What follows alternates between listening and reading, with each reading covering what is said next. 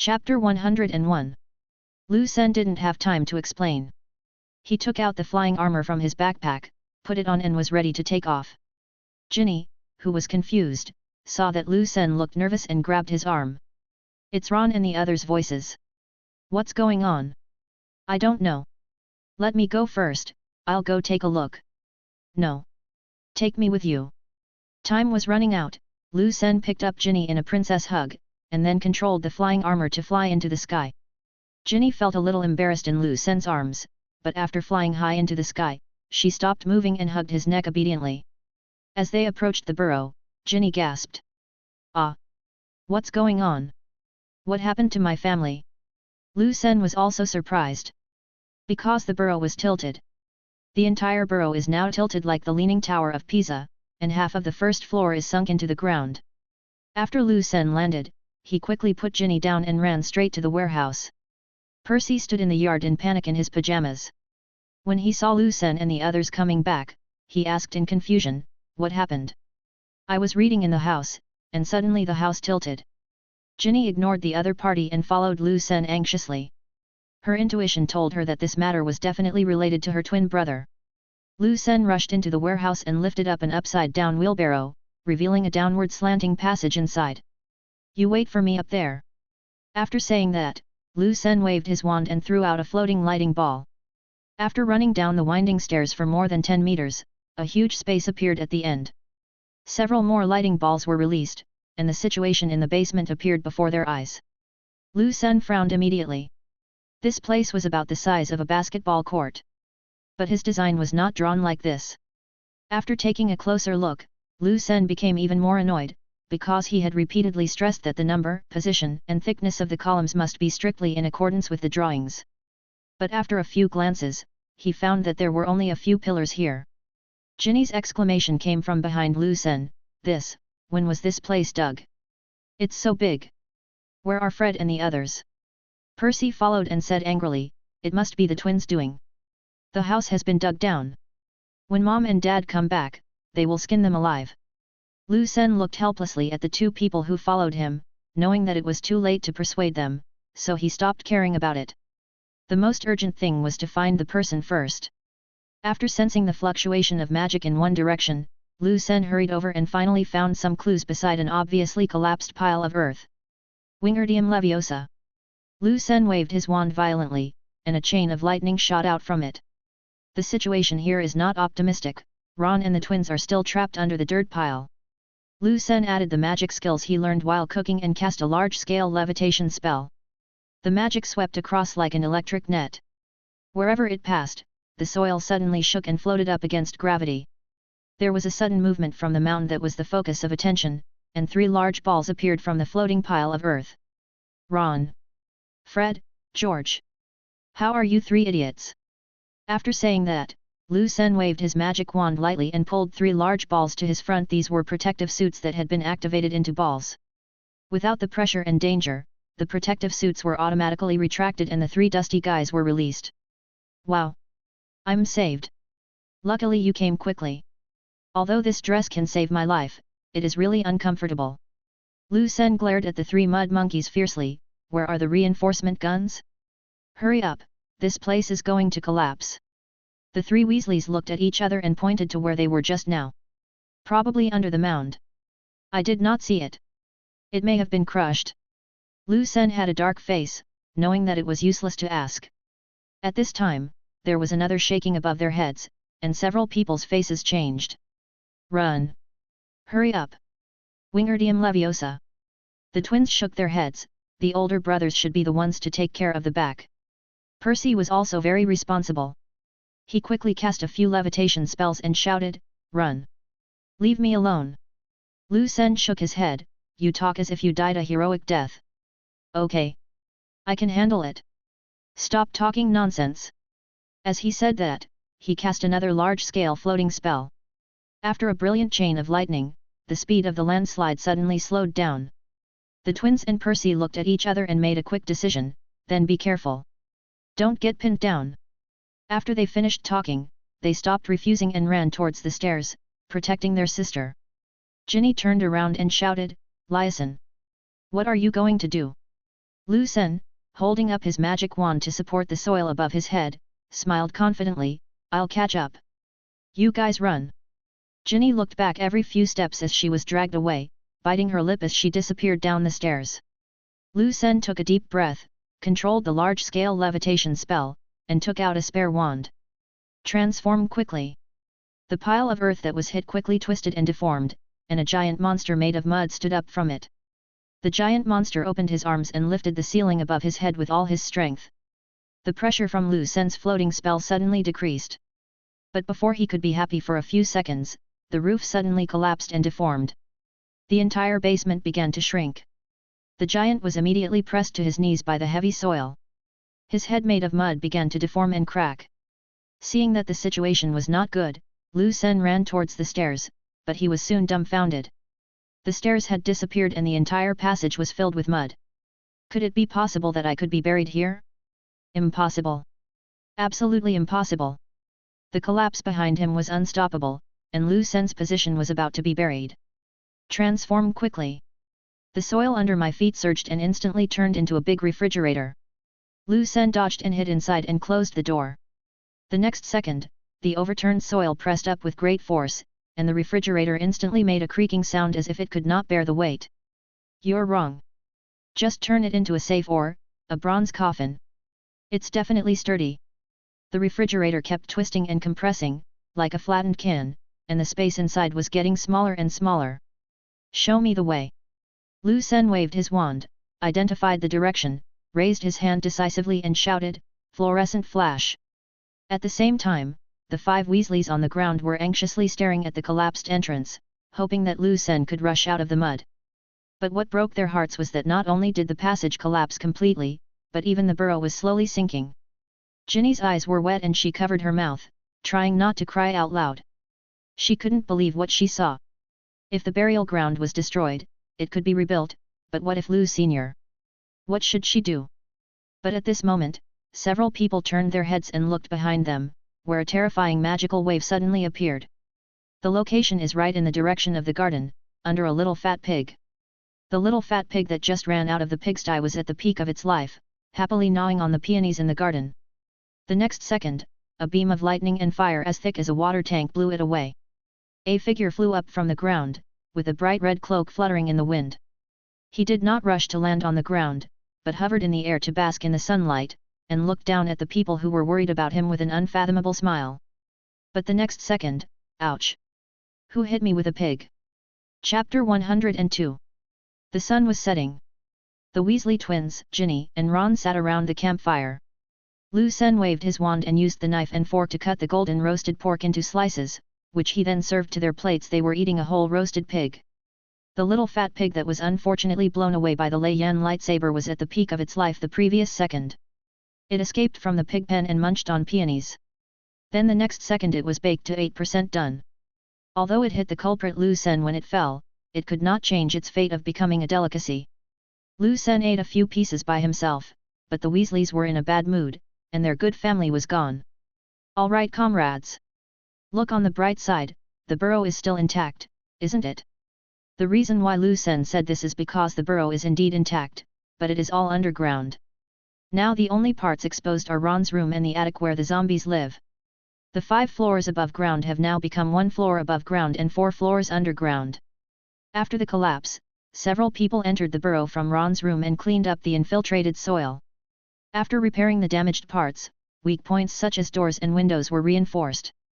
Everything in the house was indeed intact, and the house was intact, except that it had become an underground shack. Ginny put down her chopsticks and muttered, "Bag end." Several Weasleys asked in confusion, "What hole are you talking about?" "Bag end. Lu Sen, in the story you told me, didn't it say that the house where the hobbits lived was called Bag End? Their house is underground, with only a roof showing. Did you predict that something like this would happen?" Ginny asked in surprise. Ron's eyes lit up. "Prophecy? Very likely. Lu Sen is very good at prediction." Lu Sen had a wonderful expression, thinking to himself, "How could I have predicted something like this? 3 idiots didn't follow the regulations. This doesn't seem to need prediction. Oh, I was careless. I've read this story before. It's just a coincidence." If I had known this would happen, I would never have let them dig it up. At this time, the sound of a car was heard in the distance, and the little Weasleys suddenly became restless. Mr. and Mrs. Weasley got out of the car and stared at the empty lot in amazement. They looked left and right but couldn't find the house. Where is the burrow? Where did our big burrow go? If they hadn't seen the garden and pond not far away, they would have thought they had taken the wrong road. At this moment, Arthur Weasley was suddenly startled, and looked towards Ron's room with wide eyes. Molly, I think I found it, here. A few minutes later. Ah! Mom! Don't hit me! It's George. No. Mom, it's Fred. He read the wrong blueprint. You two little bastards. I'm going to beat you to death. Ron quietly retreated, but was ruthlessly accused by Percy, so he had to join the escape. Mrs. Weasley, who was unable to outrun the three naughty kids, waved her wand and suddenly 3 ropes flew out of the air, pounced on the 3 people like snakes and tied them up. Then he summoned 3 sticks as thick as arms and hit them on the buttocks. There was a sudden wailing sound from the open space. It was so tragic. It's broken. My butt is broken. Mom. We won't dare to do that again. Ah. I was wrong. Lucien stepped forward. Show some mercy, Mrs. Weasley. This is actually my fault. Mr. and Mrs. Weasley turned their heads away in astonishment, and the 3 people who had been spanked also raised their heads, grinning miserably and showing expressions of gratitude. Lucien, you don't need to beg for mercy. No matter what I say today, I will teach them a lesson they will remember for the rest of their lives. After saying that, he controlled the wooden stick and hit them hard, immediately receiving another 3 consecutive screams. Actually, it was my idea to dig the basement. I also helped make the tools. If you want to fight, fight me too. Lucien said with a repentant expression. Mrs. Weasley looked at Lucien in disbelief, but still did not believe what he said and just thought he was making excuses for them. After another round of screams, Ginny felt a little bit sorry. Although her brothers did deserve to be beaten, they were still her brothers after all. So the little girl came up to Lucien, silently pulled his sleeve, and stared at him with her watery eyes. Lucien nodded and started to fool people. Actually, I predicted something. When these words came out, everyone was shocked and turned their eyes to him. Lucien thought for a moment and said, my ability to predict requires inspiration. Just a few days ago, I saw a picture in my dream. Arthur Weasley worked in the Ministry of Magic for many years and had seen many incredible things. He had also heard of Lucien's predictions and asked curiously, what scene? Will the burrow collapse? Lucien pretended to be lost in memory. He shook his head and when he looked at everyone again, his eyes were filled with enthusiasm. I saw gold. Gold as big as a room. It's right under the burrow. The 3 people who were beaten suddenly widened their eyes, and the looks they exchanged with each other revealed, it's over, this cover is too outrageous. Of course, the Weasleys didn't believe it. They wouldn't believe anyone who said there was a huge amount of gold buried under the house they had lived in for more than 30 years. Ron sighed in his heart, man, you have to be careful when lying. I'm not sure if you can believe me if I tell you a box of it. But the next second, Lucien found Ron. Ron is very supportive of me. He said my predictions have never been wrong. Right, Ron? Seeing that everyone was looking at him, Ron also risked his life. Ah? Yes, yes. Lucien's predictions are amazing. He has predicted many times in school. I have witnessed it with my own eyes. So, a few days ago he said there is gold underground, then, definitely there is. There is a lot of gold under the house. Lucien took the opportunity to nod to Ron and wink at the twins. The twins rolled their eyes and understood the current situation. Although they didn't know what Lucien was up to, the biggest challenge now was to calm their parents down. Let's study it later. So the twins, who were in tune with each other, began to tell in a serious manner how Lucien convinced them that the gold as big as a house was deep underground, and they even saw golden light before the landslide. Ron couldn't help but wonder, is there really gold under his house? Mr. and Mrs. Weasley were confused, but they were also excited by the description of the huge amount of gold. Although their family is much wealthier now, they are still a long way from financial freedom or rebuilding a mansion. They had been through hard times for too long, and now that Mrs. Weasley had finally earned a good income, the couple decided to make up for what they had owed their children over the years. She bought new clothes, new books, mobile phones, toys, high-end food and plenty of pocket money for the twins, Percy, Ron, and Ginny, who were already in school and were about to go to school.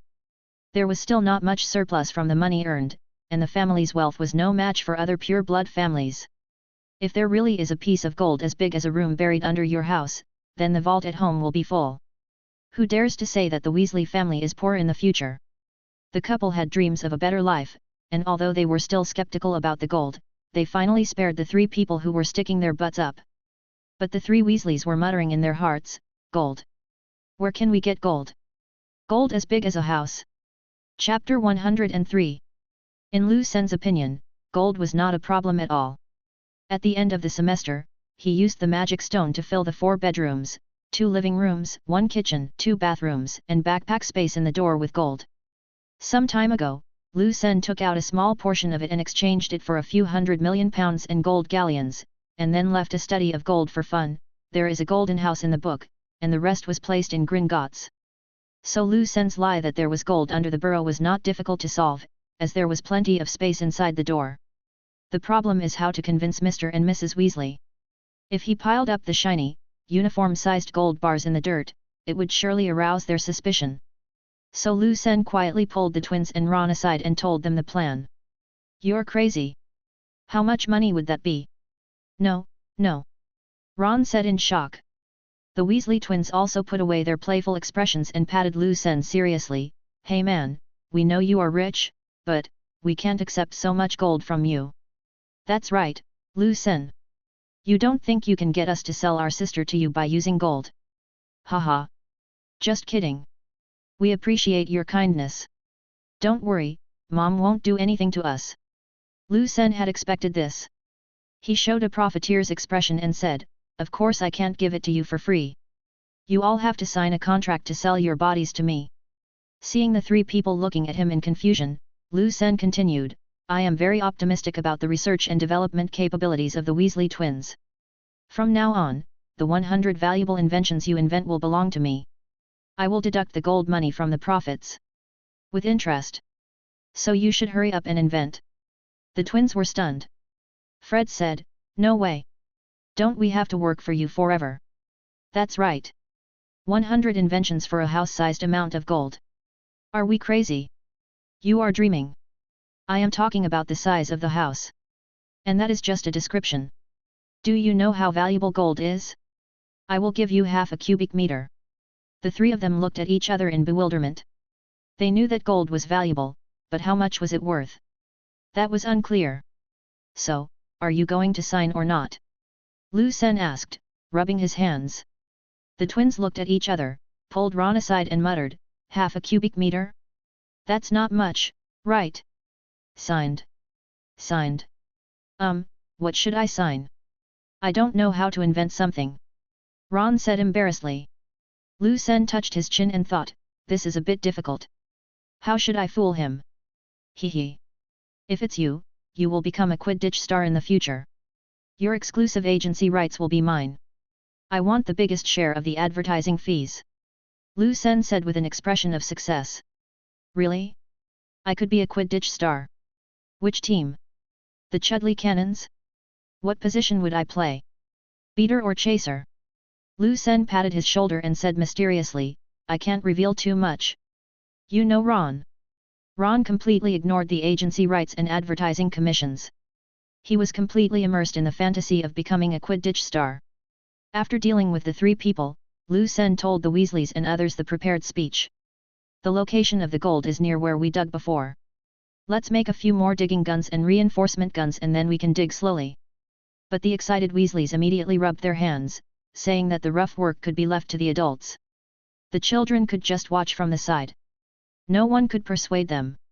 However, thanks to the fact that the burrow is currently buried deep underground, the 2 entered from Ron's room and went all the way down to the kitchen. After opening the door, they could start construction more than 10 meters underground. The Weasleys' magical attainments are higher than Lu Sen and his companions combined. Arthur Weasley worked in the misuse of Muggle artifacts department of the Ministry of Magic, dealing with strange magical creations all day long. Needless to say, his magical abilities. Molly Weasley's magic is also not weak.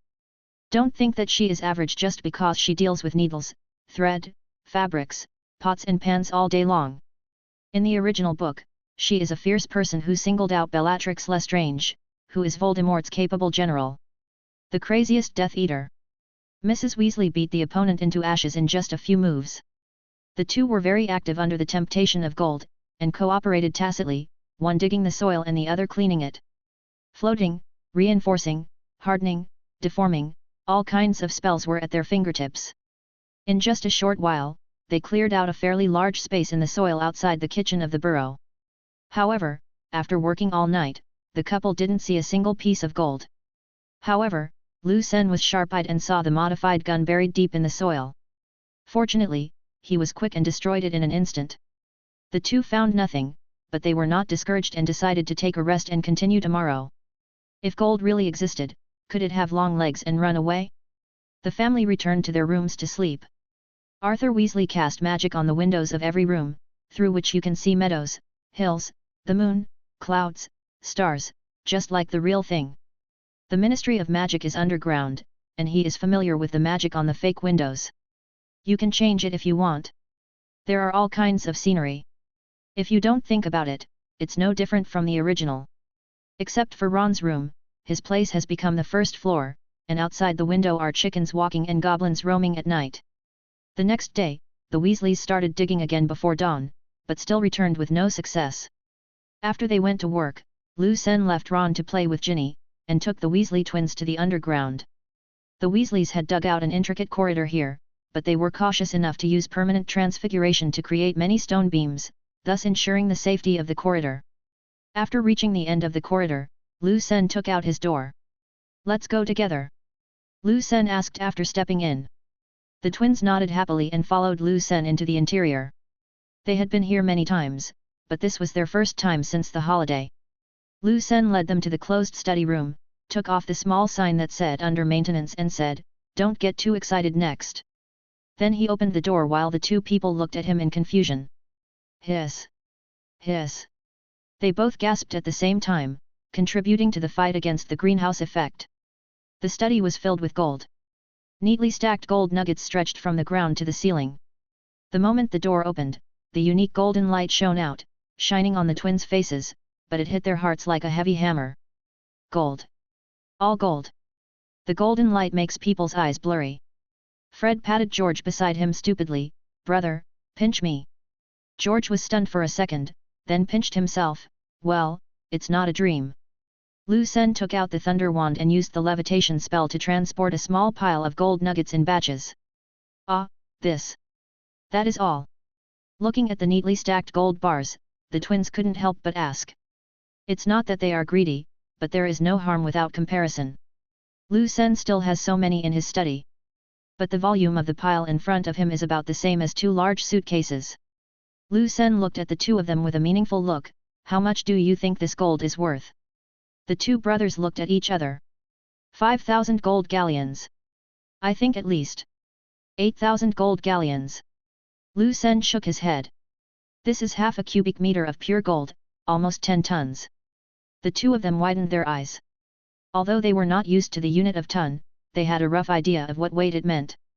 "Is that worth 10,000 gold galleons?" The two brothers were stunned by the value they said. Now they didn't think the pile of gold was less, but they were worried about when they could pay it back. Lu Sen smiled and said calmly, "Actually, it's about 65 gold galleons."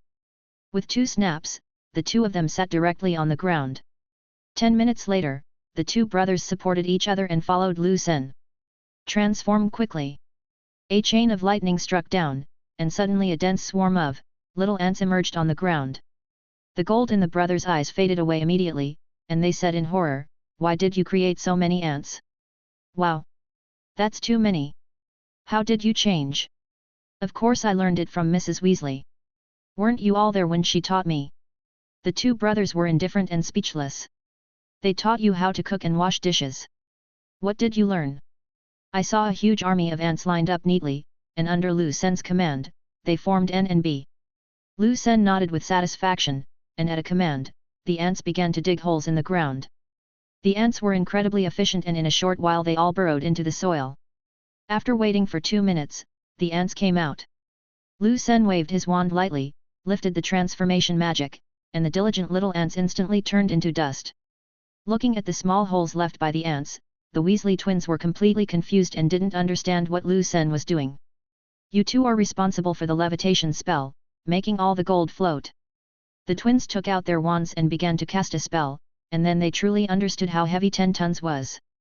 The twins, holding their wands tightly in both hands, gritted their teeth and shouted, "Why is this thing so heavy? It's heavier than 10 cars." Lu Sen calmly stabbed the lightning sword into the gold nugget and replied, "Your car weighs about 1.5 tons, so this gold is only about as heavy as 6 cars."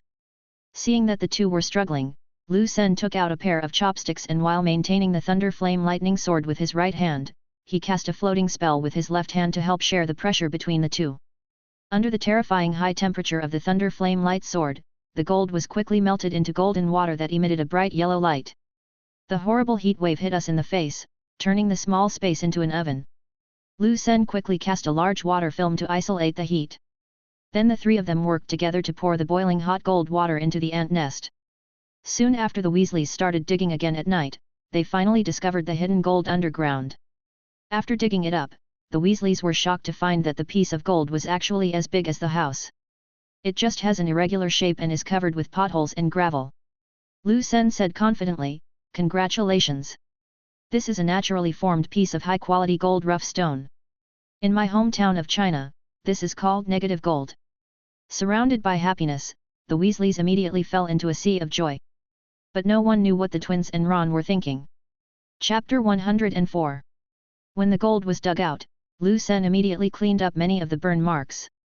Then, at his enthusiastic suggestion, the Weasleys readily agreed to the plan to remelt the gold. With the help of the Weasleys, the smelted gold nuggets were finally evenly divided into hundreds of small gold bars.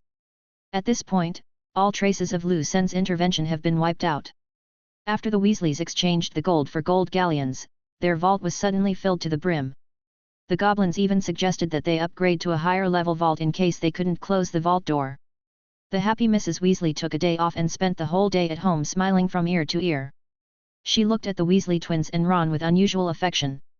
Mr. and Mrs. Weasley didn't know how to thank Lu Sen for providing the prophecy, and they insisted on giving him half of the gold.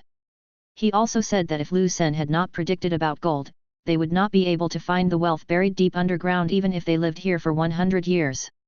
Of course Lu Sen declined politely, saying that the gold was destined to belong to the Weasley family. If they wanted to express their gratitude, they could just reserve a guest room for him when they built a new house. To Lu Sen's surprise, the Weasleys, whose vaults were full, were not in a hurry to build a new house. Instead, he invited Lupin to consult professionals to see if there was any way to rebuild the underground burrow. However, at Lu Sen's implicit hint, Lupin expressed regretfully that due to structural problems and years of disrepair, the burrow might not be completely dug out of the ground. Mrs. Weasley couldn't help but shed tears of regret when she learned of the verdict. This house carried the growth and memories of a family, and every corner was full of happiness and stories. As the saying goes, a nest of gold or silver is not as good as your own doghouse. No matter how much money they have, they still miss every little bit of their old and dilapidated house. Fortunately, the shack in the mud does not affect its use at all, and with Lupin's professional treatment, it is guaranteed not to decay for decades. It is not a problem whether it is used for temporary residence or to go in for nostalgia from time to time. The next thing to face is the issue of reconstruction. Since the burial site cannot be restored, let's just build a new house. The Weasley family was so poor in the past that all the children used worn-out second-hand items, and their textbooks and utensils were inherited by the brothers. Ron even picked up his pet mouse from his brother. So after becoming really rich, the Weasleys suddenly stopped spending money.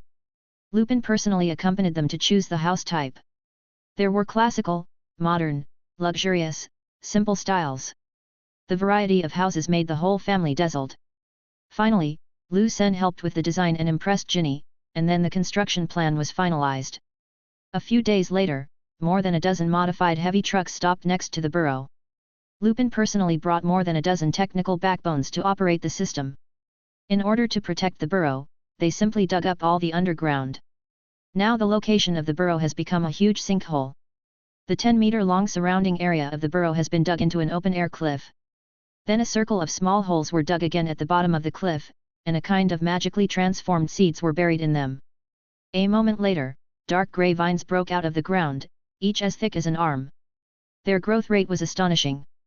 Under the control of the magicians, they intertwined and entangled with each other, tightly covering the ground and walls of the entire underground space.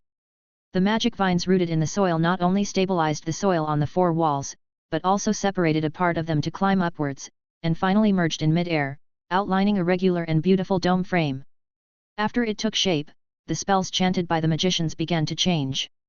The color of the vines deepened further and became as hard as stone. On these special dome foundations, large pieces of magic glass bricks were laid on top, and then the above-ground part was constructed with reinforced concrete. The construction process went smoothly and the whole team cooperated very well. In just one morning, the entire construction was completed. The new burial site was built. This place is very different from the previous rural appearance. The road has been repaved, and the concrete and asphalt road surface commonly used by Muggles is used in the distance. After entering the beautiful iron gate, the road inside is paved with colorful bricks and stones, which is both classic and full of life.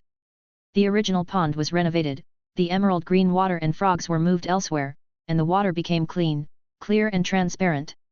The pig pen and chicken coop were moved to the backyard, and the garden and vegetable patch were slightly renovated and neatly placed on both sides of the courtyard. In terms of the main building, the biggest difference between the new borough and ordinary British mansions is that it is built on a pot-lid-shaped mound. The earth mound is covered with emerald green grass, just like the surrounding grounds.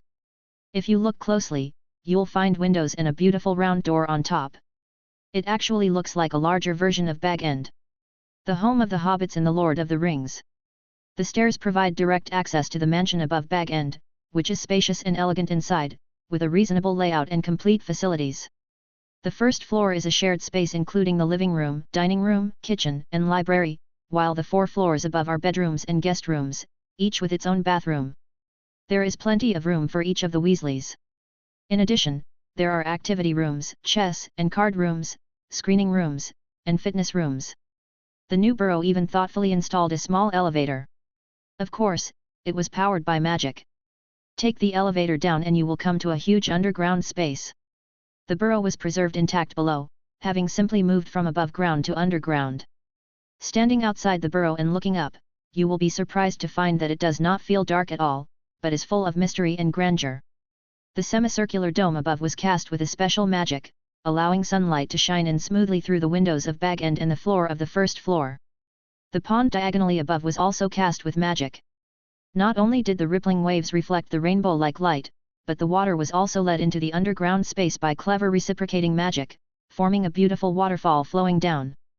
The surrounding walls are covered with lush green branches and vines, with colorful flowers blooming on them, which is a beautiful sight. The birds created by magic circled and danced in the air, chirping pleasantly from time to time. Beams of light shine down obliquely, giving people a feeling of being in a fairyland in the valley. Lu Sen, are the above-ground buildings redundant? The new house was successfully built and the borough was perfectly preserved. All the Weasleys were grinning from ear to ear. A grand banquet was held that night, and Lupin, Lu Sen's family and neighbors were invited to share this happy moment together. Bill in Egypt and Charlie in Romania called and expressed their joy that their family had obtained the treasure and rebuilt a new house. At the banquet, in addition to Mrs. Weasley's specialties, Lu Sen's Chinese dishes were of course indispensable. The spacious kitchen allows him to display his cooking skills to his heart's content. Lu Sen also learned a few magical skills from working with Mrs. Weasley, and he couldn't help but feel in a good mood. At the dinner table, Lu Sen's parents and uncle brought several bottles of good wine, among which the Mutai was widely praised, especially by Mr. Weasley and Cedric's father.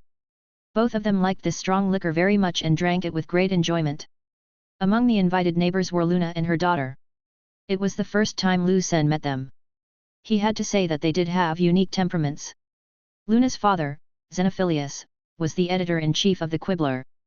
The Galaxy Group had long cooperated with him, and Lu Sen and him found many common topics. When Lu Sen talked about future developments and mentioned the concepts of Internet and artificial intelligence, Xenophilius expressed his great anticipation and said that if Lu Sen didn't mind, he would publish today's topic in the Quibbler. The little girl Luna wore a pendant made of a bottle cork and a small carrot. Her eyes were always wandering. She was not very interested in the new house, but she liked the underground space very much, which instantly won Ginny's approval. This clever little girl is going to school this year. She is in the same grade as Ginny. After a few exchanges, the two quickly became good friends who can talk about anything. Chapter 105. Harry and Hermione received an invitation from Ron on the second day after the burrow was built. Hermione took a taxi directly to Devon, and then Ron drove her back happily. As for Harry, Dursley certainly wouldn't send him here, let alone give him taxi money. It was Lucien who sent someone to pick him up. Hermione and Harry were both stunned by the mansion in front of them. They had already learned about the construction of a new house through mobile phone conversations, but seeing it in person gave them a different feeling. Both of them praised the new house and the underground setting, and after tasting Lucien's cooking in the evening, they felt that the trip was worthwhile. The next day, an owl delivered the little wizard's book ordering list and school notice. All of them had the same yellow parchment envelope with emerald green writing on it. As soon as Lucien saw the beautiful and long artistic calligraphy, he knew it was Dumbledore's handwriting. As expected, nothing could be hidden from him. Second grade students, please prepare. The Standard Book of Spells, Level 2, by Miranda Goshawk. The Break with the Ghost by Gilderoy Lockhart. Hanging with Ghouls by Gilderoy Lockhart. Holidays with a Hag by Gilderoy Lockhart. Walking with Trolls by Gilderoy Lockhart. Sailing with Vampires by Gilderoy Lockhart. Wandering with Werewolves by Gilderoy Lockhart. A Year with the Tibetan Yeti by Gilderoy Lockhart. Lucien couldn't help but complain in his heart, this? Is Lockhart here to sell books? Fred behind him took a look at Lucien's book list and his eyes widened. Are you going to buy so many books written by Gilderoy Lockhart in your second year? It seems that the new Defense Against the Dark Arts teacher is a fan of his. Maybe she is a witch. No, it's Lockhart himself. Lucien said helplessly. Lockhart will be the worst defense against the dark arts teacher in the next few years. Mrs. Weasley came forward immediately and asked excitedly, really? Gilderoy Lockhart will be a professor at Hogwarts? Oh, that's great. You are such lucky little wizards. Even Hermione showed a happy expression, with a slight blush on her face. Lucien tilted his head, feeling incredible, because in fact, Lockhart was a big liar. All the stories in his book were plagiarized from others. After getting the story he wanted, this guy would even despicably erase the original owner's memory. Then he would write his own legendary story to deceive everyone. So Gilderoy Lockhart is just a fake with nothing on the outside. Apart from his superb level of oblivion charm, he is good for nothing else. After getting the shopping list, the young wizards planned to set off immediately but were stopped by Mrs. Weasley. Let's go next Wednesday. That's Gilderoy Lockhart's book signing event. You can get his autographed works then. Hermione was the only one in the audience who was looking forward to it, while the other boys couldn't understand it at all. In the evening, Ron's eldest brother Bill and second brother Charlie all returned home. The two of them had always been thinking about the two happy events of rebuilding their new home and discovering the treasure, so they took some time off to go home and visit. The eldest and second oldest children have a deeper affection for the burrow than their younger brothers and sisters. They were deeply moved after visiting the beautiful and comfortable mansion above ground and the completely preserved burrow underground. The good life at home has relieved the two of them of their worries. They are both young people who have just entered society, and the money they earn is just enough for their own lives. This time they finally don't have to worry about their family. Bill is a capable and calm handsome guy with an elite aura.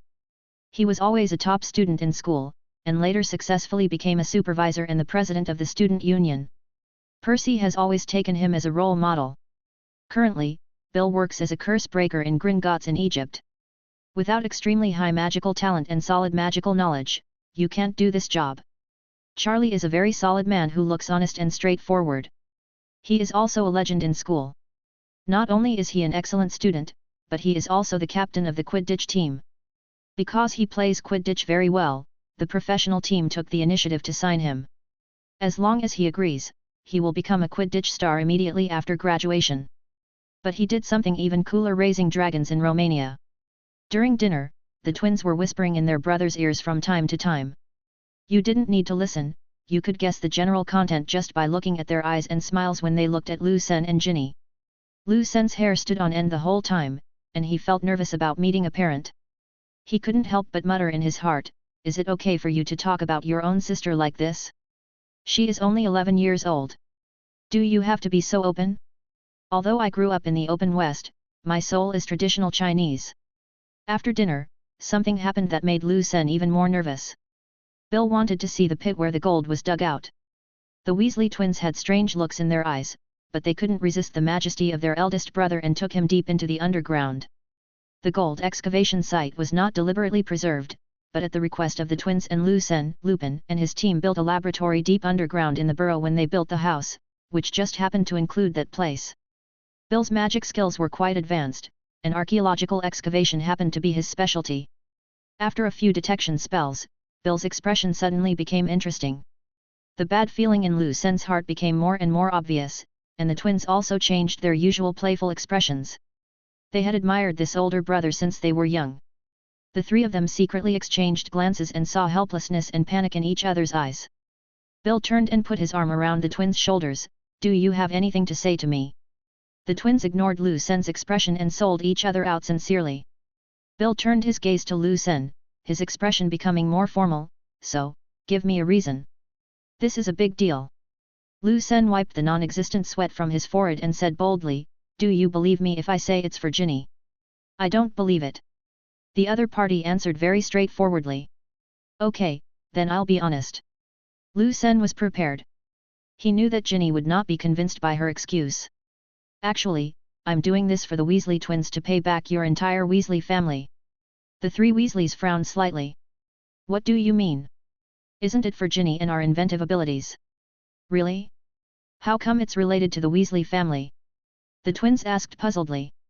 "Ron told you about our underground adventure at the end of last semester, right?"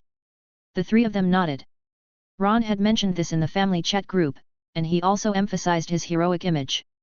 Lucen put on a serious expression and continued, "Then do you know who Harry and I fought against in the end?" George blurted out, "I know, Quirrell. The professors have told everyone about your affairs. Quirrell wanted to steal the Philosopher's Stone. It was you who stopped him." "No." Lucen looked into the eyes of the three people and said word by word, "Actually, it was Voldemort." The three of them were shocked. They had all heard this name when they were little. The elder Bill had even experienced that horrific era himself. "Are you sure?" "Voldemort." Bill lowered his voice and asked seriously. "It's absolutely true, but Dumbledore is afraid of causing panic, so he asked Harry and I to keep it a secret for the time being. But he was already dead back then. He was killed by Harry. It must have been the protective magic left to him by Harry's mother that killed him." Lucen's eyes lit up. He was worthy of being Gringotts' curse breaker. He was so professional when it came to curses, guardian magic and the like. "It's a Horcrux." Bill's eyes narrowed instantly. It was obvious that he knew something about this evil thing.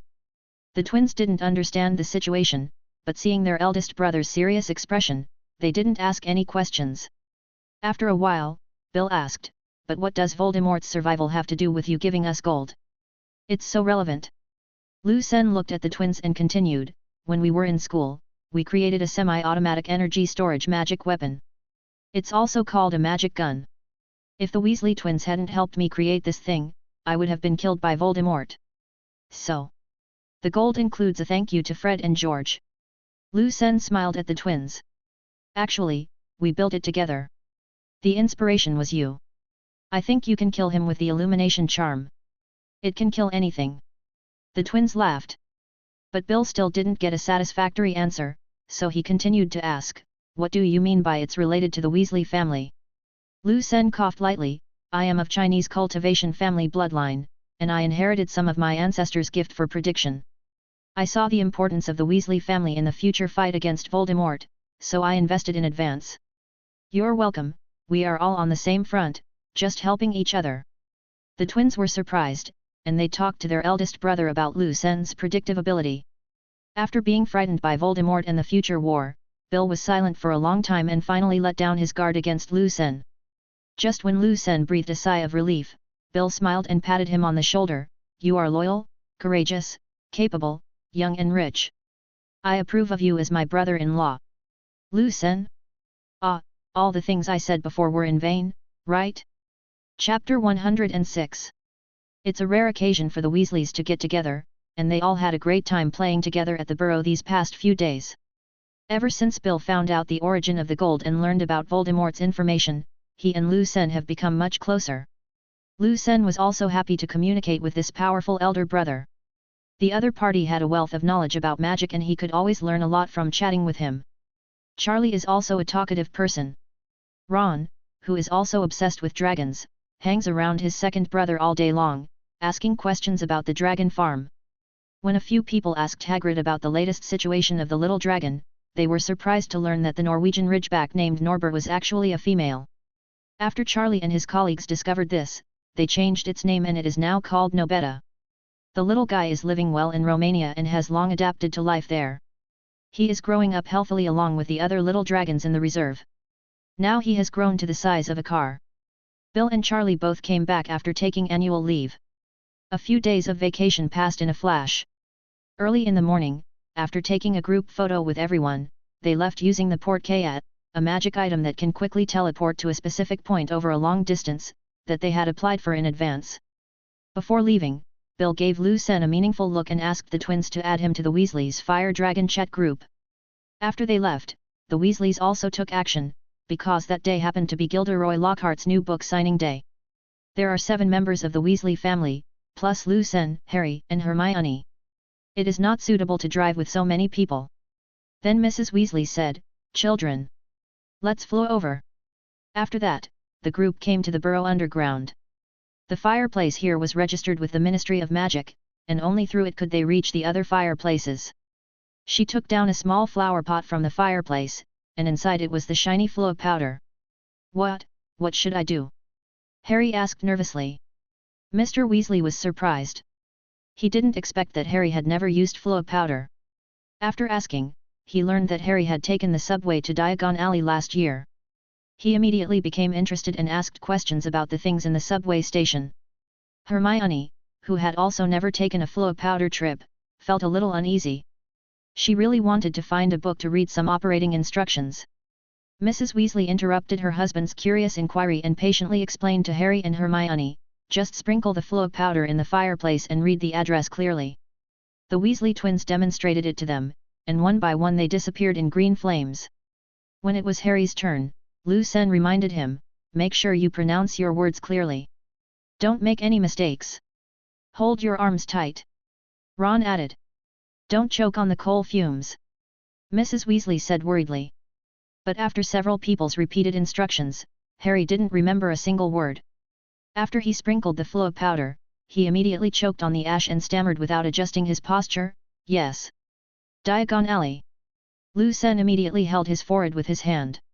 Even though he had reminded the other party, he still made a mistake. "Follow? Forget it, I remember it was very dirty and messy over there."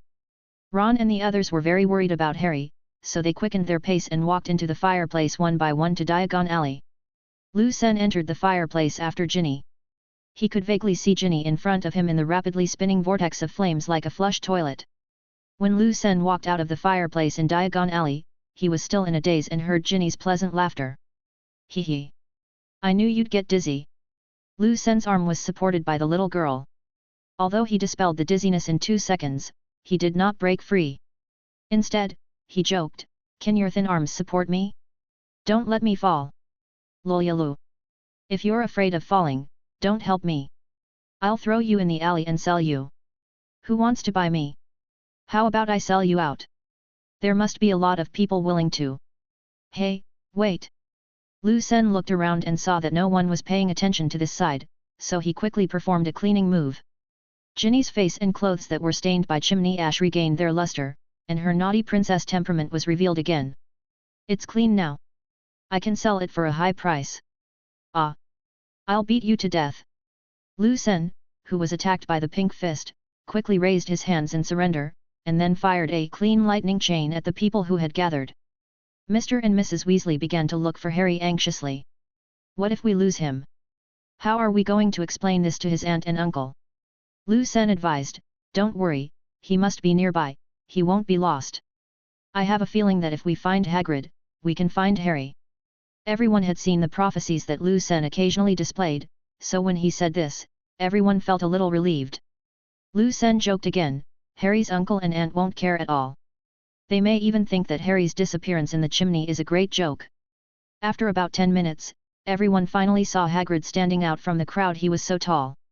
A few people squeezed through the crowd and finally got close to him, and sure enough, they found the dusty Harry beside him. Harry! Hermione walked forward worriedly and gave him a hug. Ron on the side instantly felt a little regretful. If he had deliberately gone to the same place with Harry, would he have received the same treatment? However, he soon discovered the miserable condition of his friend. Harry had scratches on his face and hands, and his glasses were broken into pieces somehow. He drew out his wand and was about to show off his talent, but was stopped by his father. Mr. Weasley took Harry's glasses, tapped them with his wand, and returned them to him as good as new. There are a lot of people here. People under the age of 17 are not allowed to perform magic outside of school. You'd better be careful. He gave Lu Sen a look. Lu Sen smiled awkwardly, indicating that he knew he was wrong. He turned around and looked at Ginny, who smiled secretly and gave him a face. Hagrid. How was your vacation? Lu Sen greeted. Ha! Lu Sen, you're here too. Everything is fine, except the vegetable garden, it's almost destroyed by slugs. I found Harry when I was looking for special pesticides. He was actually in Nocturne Alley. At this point, Hagrid frowned, that's not a good place. Ron and the Weasley twins looked very excited and said they had wanted to go and see it for a long time, but the adults wouldn't let them. Mrs. Weasley glared at the naughty child, then looked at Harry carefully with pity. Oh, Harry! Darling, you could have gone anywhere. We were all worried to death. After saying that, she held Hagrid's big hand and said gratefully, that's Nocturne Alley. Thanks for finding him, Hagrid. After chatting for a few words, Hagrid said, I have to go. See you at Hogwarts. Then he strode away, a head and a shoulder taller than everyone on the street. Harry told everyone what he had just seen in Nocturne Alley. After he mispronounced the address, he accidentally entered a shop called Borgin and Burke's in Nocturne Alley, which was full of strange and bizarre dark magic items. Lu Sen was thinking, there seems to be something interesting in that store. He immediately took out his mobile phone and sent a message to Lupin, asking him to buy the item when he is free. On the other side, when Harry mentioned that he had run into Malfoy and his father, Mr. Weasley asked vigilantly, what did Lucius Malfoy buy? No, he wants to sell something. Harry shook his head. Humph. He's scared. I really want to find evidence against him. But Mrs. Weasley advised, be careful, Arthur. That family is not easy to deal with. Don't bite bones you can't chew. Mr. Weasley was a little unhappy, do you think I can't beat him? Our family is different now than it was in the past. By this time, the group had already arrived at Gringotts. Under the guidance of the goblins, they rode in a small car and sped all the way to the Weasley family's underground vault. Lu Sen enjoyed riding in it very much. This thing was much more stable than Mr. Weasley's car. As the vault door opened, a golden light suddenly shone on everyone's faces. The Weasley family stared at it in fascination for a while. It was such a wonderful feeling. This vault was empty a month ago. But now the door can hardly be closed. After grabbing a few handfuls of gold coins, everyone followed Harry to his vault. Harry's parents left him an inheritance. Although it was not as exaggerated as that of the Weasley family, it was still a considerable amount. Lu Sen, do you want to withdraw money? Ron asked. I won't take it. There's enough change in my backpack. The Weasley twins complained in their hearts, do you have any misunderstanding about the word change? Is that change in your backpack? When she returned to the hall, Hermione stopped and took out a few pounds from her bag to exchange them. Mr. Weasley immediately looked at it with curiosity. Molly. Look. Muggle currency. After Hermione had changed the money, everyone separated at the bank entrance. Percy wanted to buy a new quill, the Weasley twins went to see their good friend Lee Jordan, Mrs. Weasley had to go back to the company and Harry and the other two wanted to go for a stroll. Meet at Flourish and Blots in an hour. I'll buy you textbooks.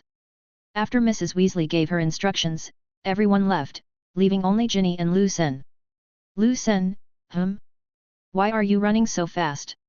Chapter 107. Mrs. Weasley smiled and said to Lu Sen, Dear. I am worried about Ginny being alone. Why don't you accompany Ginny to go shopping? I will go back to the company to see if Ginny's dress is ready. What could Lu Sen say? He looked at Ginny, who looked expectant, and then at Mrs. Weasley, who smiled kindly at him. He had no choice but to smile and agree. The two of them strolled down Diagon Alley, walking on the cobblestone roads. Show me your list, Ginny. Ginny blushed and took the list out of her pocket. While Lu Sen was studying the order of purchase, Ginny suddenly pulled his sleeve. What's wrong?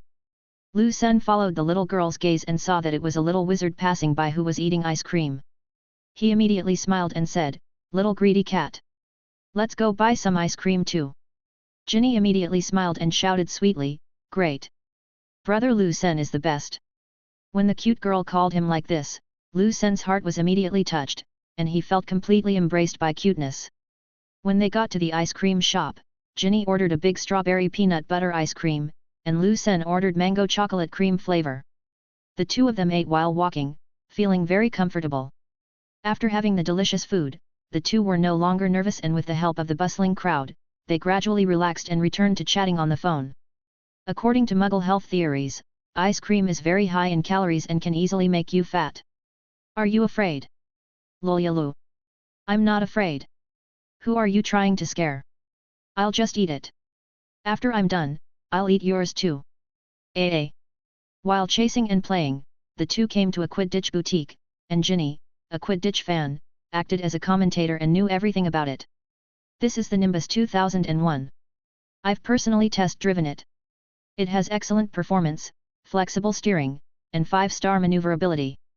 The workmanship is excellent. Thanks to our sponsor, Mr. Lu Sen. I'll give you a bite of my ice cream as a reward. Ah!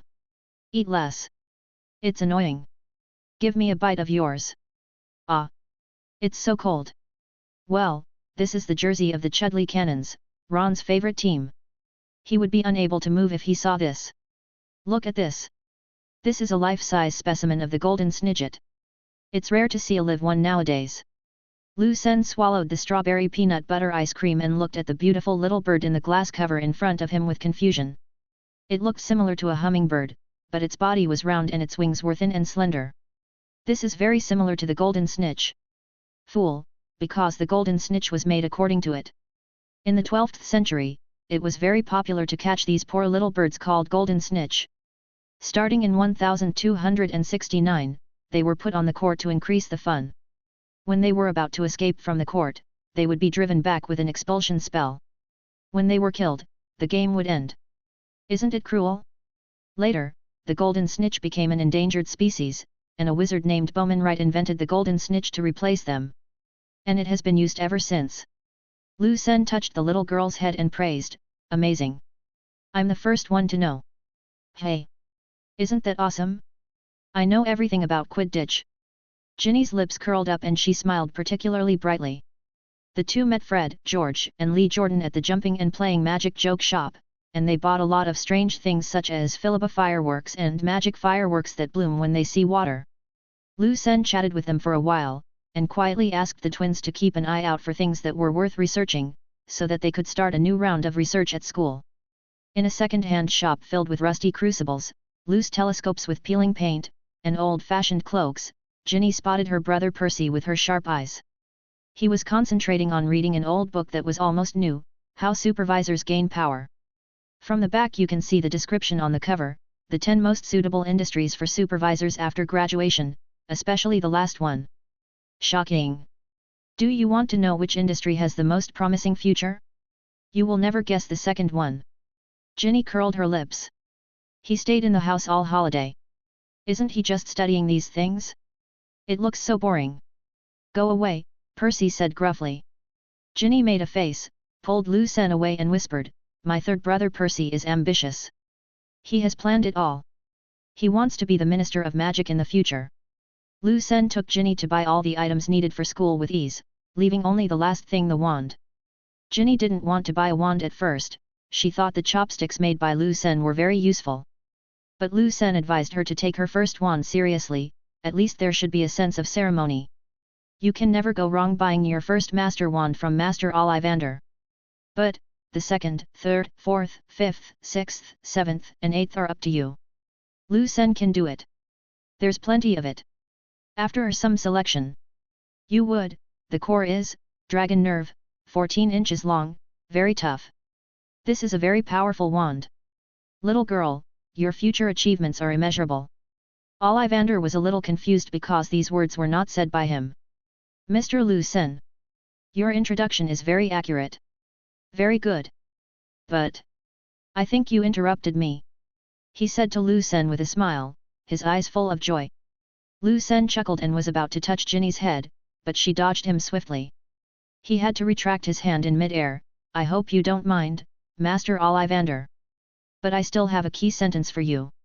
Ollivander's eyes lit up. Oh, of course. Ahem. Little girl, remember, it is the wand that chooses its master, not the master who chooses the wand. Lu Sen discussed with the master about the making of the magic wand, and took out his own humble work and asked the other party to give some professional comments. Ollivander's mouth twitched when he saw the bunch of chopstick-shaped wands. How could someone make such a large number of spare wands for himself? It was ridiculous.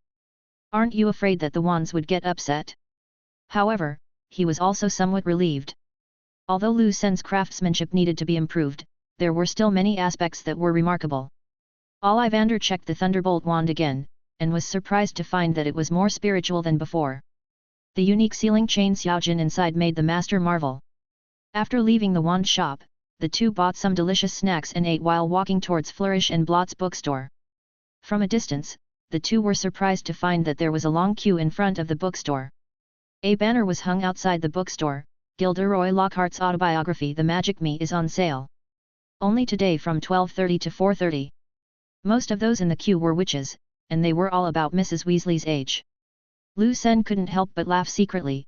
It turns out that Lockhart is a friend of women. The two squeezed through the crowded crowd and saw Mrs. Weasley and Hermione at the front of the line. They were each holding a pile of books and nervously adjusting their hair and clothes. At the front table was Lockhart himself, dressed in a robe as blue as a forget-me-not. He looked up at his fans enthusiastically every time he signed a book. His flawless smile is exactly the same as the one in the selfies with a circle on his head, showing all his sparkling white teeth, and he blinks from time to time to flirt with his fans. Lu Sen, I can't understand it, but I am shocked. Chapter 108.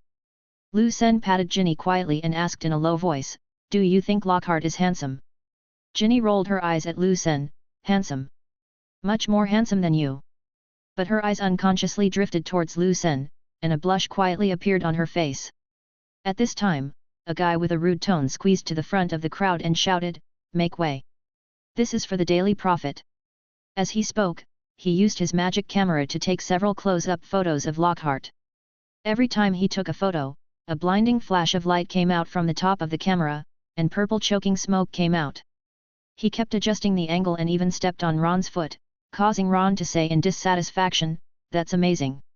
Lockhart noticed this scene, but soon he looked to Ron's side with wide eyes, because he actually saw Harry Potter. Then he was delighted again. Lu Sen was also there. He had been paying attention to this mysterious young master of the Galaxy group for a long time. He quickly pulled Harry to his side, then used his other hand to pull Lu Sr. But failed. Lu Sen's strength was beyond his expectations. He tried again with all his strength, but his face turned red and there was no reaction at all.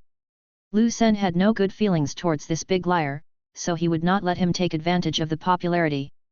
Moreover, Lockhart took people to take pictures without even asking, which was too self-righteous. Sorry, I have something to do and cannot take a photo with you. Lu Sen said with a smile, and then asked Ginny to step aside. Lockhart quickly resolved the awkwardness with a smile. He no longer insisted and hurriedly pulled Harry over, allowing the photographer to take pictures of them both. Smile brighter, Harry. We're going to be on the front page. After letting go of the confused Harry, Lockhart stuffed a stack of autobiographies into his hand and said loudly in front of everyone, ladies and gentlemen. This is truly an extraordinary moment. Our savior, Harry Potter, has come all the way to buy my new book. I decided to give him a complete set of my signed works for free. Amid the noise, Harry struggled to hold the heavy book and squeezed out of the crowd, walking towards Ginny and Lu Sen. At this time, Malfoy, who was on the second floor, ran down. He was reading a book upstairs. After hearing Harry's name, he lowered his head and witnessed the photo-taking scene. You must like this very much. You can attract attention wherever you go. Buying a book can make the headlines. Right, Potter? Ginny was nearby, and seeing this, she said, go away. He doesn't like this. Potter, you got a girlfriend? Malfoy drawled. Ginny frowned and clenched her fists tightly, thinking that the guy in front of her was so annoying.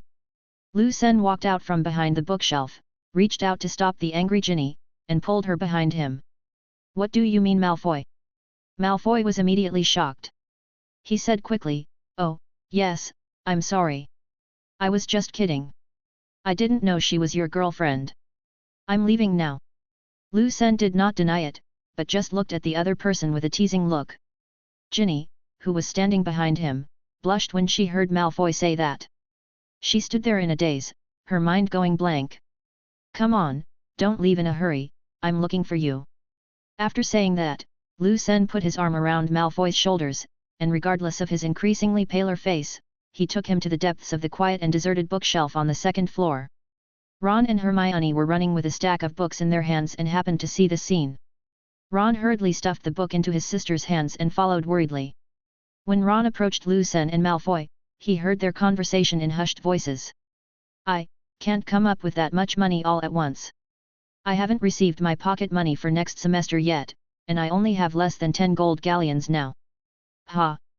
How can you be the only son of the Malfoy family and have no money? You are not going to default on your debt, are you? No, no, no. How dare I? Oh, right. I copied a catalogue of my family's collection of rare books. Bring it to me and see. I didn't bring it with me. Then what the hell are you talking about? Are you looking for a fight? Malfoy was so scared that he raised his arms and closed his eyes, not daring to look at Lu Sen. Ron chuckled, and Malfoy became furious when he saw that this man, whom he had looked down upon before, was laughing at him. But at this moment, a quarrel broke out downstairs. The three of them leaned over the stair railing and looked down. The two parties in the quarrel were Lucius Malfoy and Mr. Weasley. My dear, you have been very busy with official duties recently. So many searches.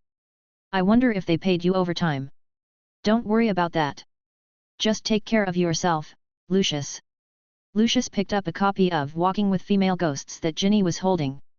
Tisk, tisk, tisk. This book was not cheap for you in the past. But now. I heard that you got lucky. You dug up a large piece of gold? Could it be that you got it by accepting bribes? Be careful or I will report you for the unknown source of your wealth. Every penny I earn is clean. Unlike some people who live on inheritance from their ancestors. Lucius sneered, what's wrong with having money? It's better than some corrupt pure-blood families that have to sell their daughters to climb up the social ladder. Ginny immediately got angry and threw the pile of books in her hand at Lucius' face. Mr. Weasley also grabbed the other person's collar in anger and pressed him hard on the bookshelf. A pile of heavy books fell on the two men's heads, but they remained unmoved and started wrestling with each other. When Draco Malfoy saw his father fighting, he wanted to go over to help, but was stopped by Ron, and the two of them also started fighting. Seeing that Ron had the upper hand, Lu Sen hurried over and pulled the furious Ginny to his side. The Weasley twins yelled, beat him, Dad. Mrs. Weasley said worriedly, don't do this, Arthur, don't do this. The crowd retreated in panic, knocking down more bookshelves. No one paid any attention to the clerk's helpless cries, everyone was just watching the fun. Lockhart looked over and excitedly asked the photographer if he could take a picture of the book lovers arguing over the queue. Fortunately, after a while, the tall and burly Hagrid came over. He shouted in a deep and loud voice, stop fighting. Stop it. After saying that, he pulled the two people apart effortlessly. Lucius' eyes were bruised, and he was still holding the book Walking with a Female Ghost. He stuffed the book into Ginny's hands, his eyes flashing with ill intent, take your book. Treasure it. This should be the first new book you have read since you were a child. He broke free from Hagrid's hand and turned away. Draco Malfoy also escaped from Ron's fist at this time, and followed his father with a bruised face. You shouldn't pay attention to him, Arthur. Hagrid reached out and patted the dust off Mr. Weasley, shaking him from side to side. This whole family is rotten. They're all like that. Don't listen to a word they say. They picked up their books and walked out of the bookstore. The clerk wanted to stop them, but after taking one look at Hagrid's size, he didn't dare say a word. Chapter 109. Lu Sen originally wanted to go back to the company, but after the commotion at Bloomingdale's bookstore, he suddenly remembered that this seemed to be a very critical time point. So Lu Sen enthusiastically stuffed everything everyone had purchased into his backpack. Except for Hermione, who was going home to spend the last few days of the holiday with her parents, she said goodbye to everyone with a pile of books. Ron and Harry suddenly felt depressed. After returning to the burrow, Lucien drew out the thunder wand and cast a ray of healing light on Mr. Weasley. The effect was excellent, and in the blink of an eye, the small wounds and bruises on his face disappeared without a trace. The Weasleys, who had never seen Lucien's lighting magic, exclaimed immediately. After her brother's explanation, Ginny also understood the power of this special use of lighting magic, and her eyes could not help but sparkle with little stars. "Oh, by the way. Lucien, can you cure Errol?" Ginny asked expectantly. Errol is the Weasley family's owl, and Lucien noticed it on his first day here. At that time, Harry was slow to reply to the message, so Ron asked Errol to deliver a letter to Harry. When the letter came back, the poor guy bumped his head against the glass window. It was old, confused and extremely weak. Ginny took the poor owl and placed it carefully on the table. Elrin slumped over the table like a dead branch, barely able to raise his head. Ron shook his head and said, "It's dying. When I was feeding it yesterday, it fell off the bird stand." Sigh. Ginny pursed her lips, her eyes a little moist. After all, she was the messenger who had been with the family for many years. "Don't be too sad, let me try to see if I can treat it first." After saying that, Lucien lit up his wand again and cast the illumination spell healing light over Errol. After a while, the owl regained some spirit, but its call was still weak. Fred advised, "Ginny, it's already very tired. It has been delivering letters for our family for a lifetime." George also said, "Yes, if it is gone, it must have gone to another world and is flying freely. So, don't be too sad." Ginny nodded and sighed, "I see. I just think that their lifespans are so short." Looking at the little girl's tearful face, Lucien suddenly felt a little bit sorry for her and wondered whether he should buy her a new pet in advance. But at this moment, he suddenly remembered that the bottles and jars in his safe had not been tested yet. He carefully held up Errol and said softly to Ginny, "I have treated Scabbers before, let me try to treat Errol as well." At night, Lucien brought Errol into the small villa inside the door, opened the safe and started searching. "Well, I don't know which one was successfully transformed into the elixir of life. How about, have some of both?" He picked out a few bottles at random, poured out a few drops of each and mixed them together. Looking at the strangely colored mixed drink in the test tube, Lucien had no idea what its effect would be. "Errol, life and death are determined by fate, wealth and honor are determined by God. Cheers." After saying that, he opened the bird's beak and poured the liquid in the test tube into the poor owl. Looking at Errol, who hadn't changed much, Lucien shook his head, took out his notebook and began to organize his records. August 19, 1992, Wednesday, experimental formula for elixir of life, Coke, orange juice, mineral water and urquata mixed and fed to Errol, but no reaction. While writing, Lucien blinked and almost forgot about the important matter. He quickly walked out of the villa and opened his backpack, the new book was gone. "Ron. I was just thinking about dividing everyone's books, why are they gone?" "Oh, Ginny wanted to read the magic book, so I took it out for her. I also divided everyone's books at the same time." Lucien nodded, turned and went straight to Ginny's room. "Ginny, is there anything in the newly bought books?" Lucien's eyes suddenly froze when he was halfway through his words, because Ginny was about to write on a yellowed notebook. "Are you looking for this? Tisk. It's not fun at all. I'll give it back to you." Lucien took it. It was a small and thin black notebook. The cover was tattered and the word 1942 was faintly printed on it, which meant it was 50 years ago. Opening the notebook, a name was written in black ink on the first page, Tom Marvolo Riddle. "That's it, Voldemort's diary. That's it. Were you writing just now?" Lucien asked worriedly. "Well, I found it stuck in a book and wanted to throw it away. But I felt it calling me, so I wrote 'Who are you?' I didn't expect it to be as intelligent as Little Fox." Lucien was startled and asked solemnly, "Then what? Did it say anything?" Ginny pouted, "It said its name is Tom Marvolo Riddle and it wants to make friends with me. I don't have time for it. Isn't it more fun to chat with Little Beaver? It's dirty. It's so ugly. Haha.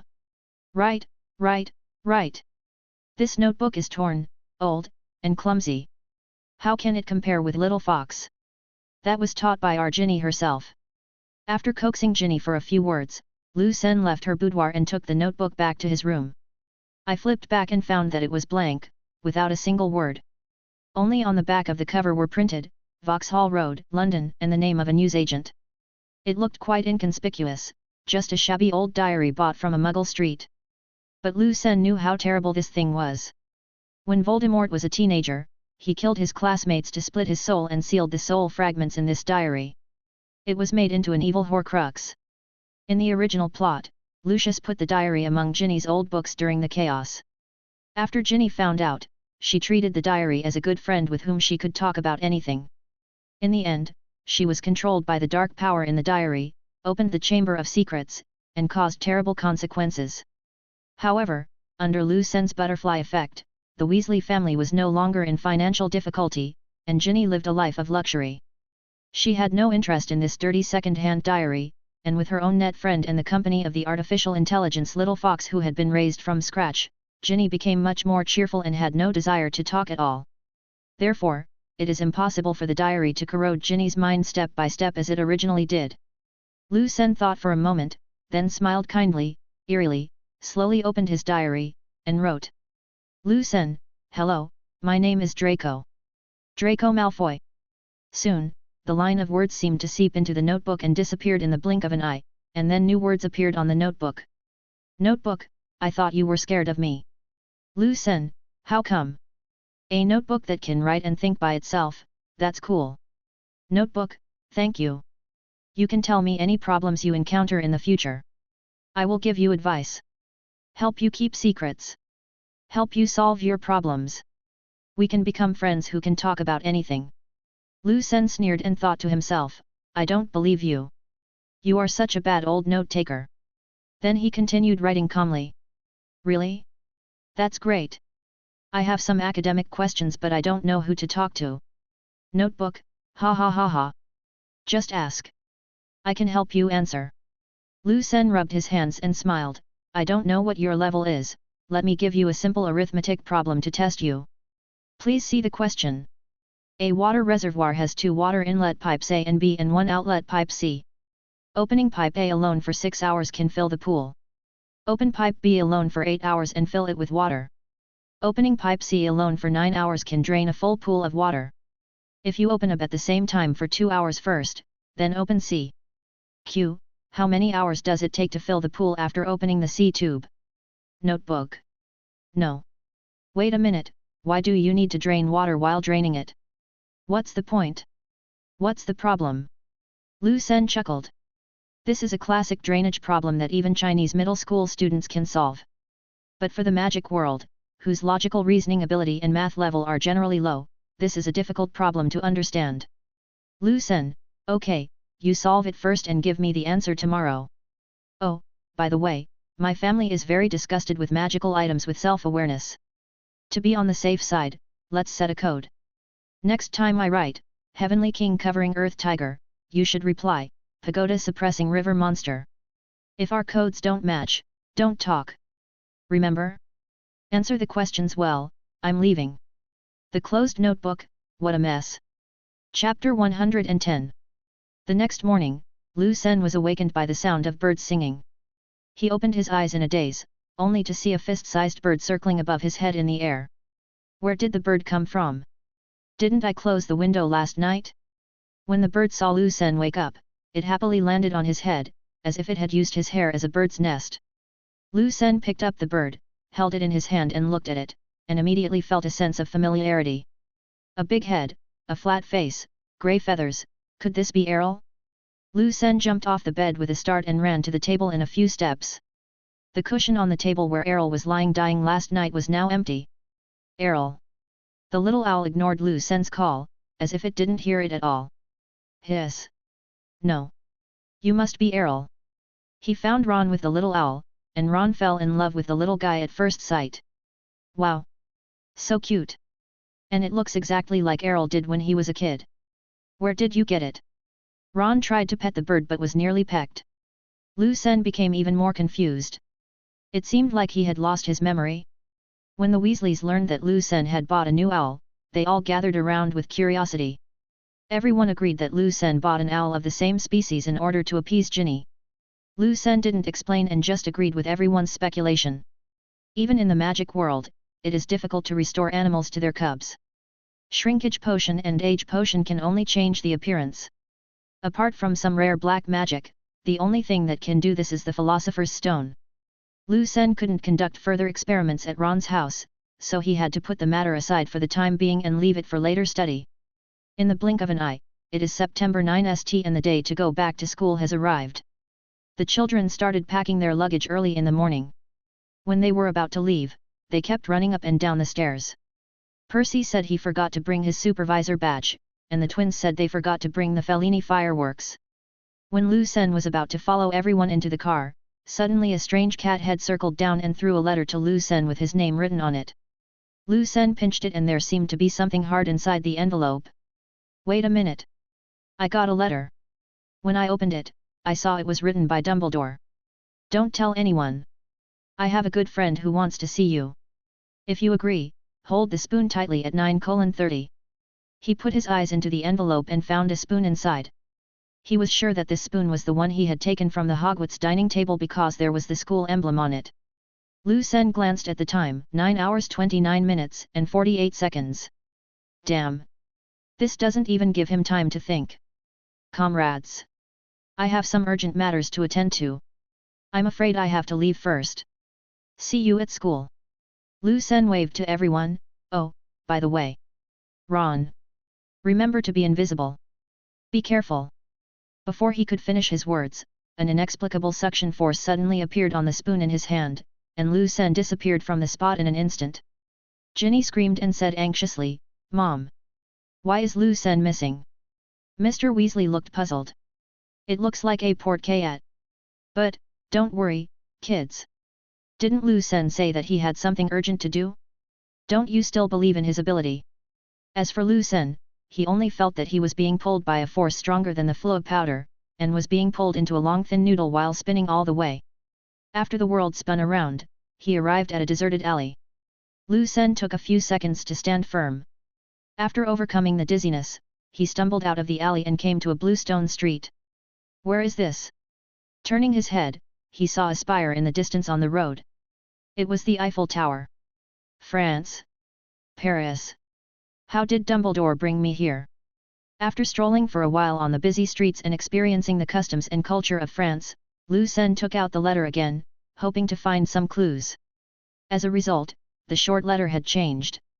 The words disappeared and turned into an ink hand with its finger pointing in a direction. Lu Sen smiled knowingly. Lao Deng understood the treasure hunt game.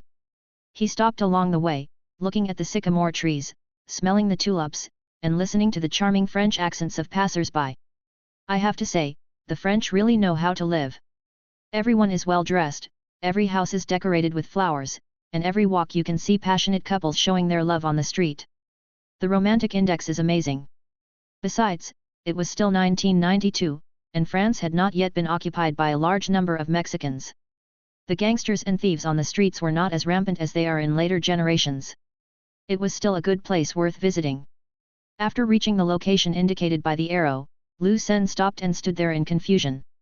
This was an old alley that was not very busy, and where he stood was at the intersection of the alley.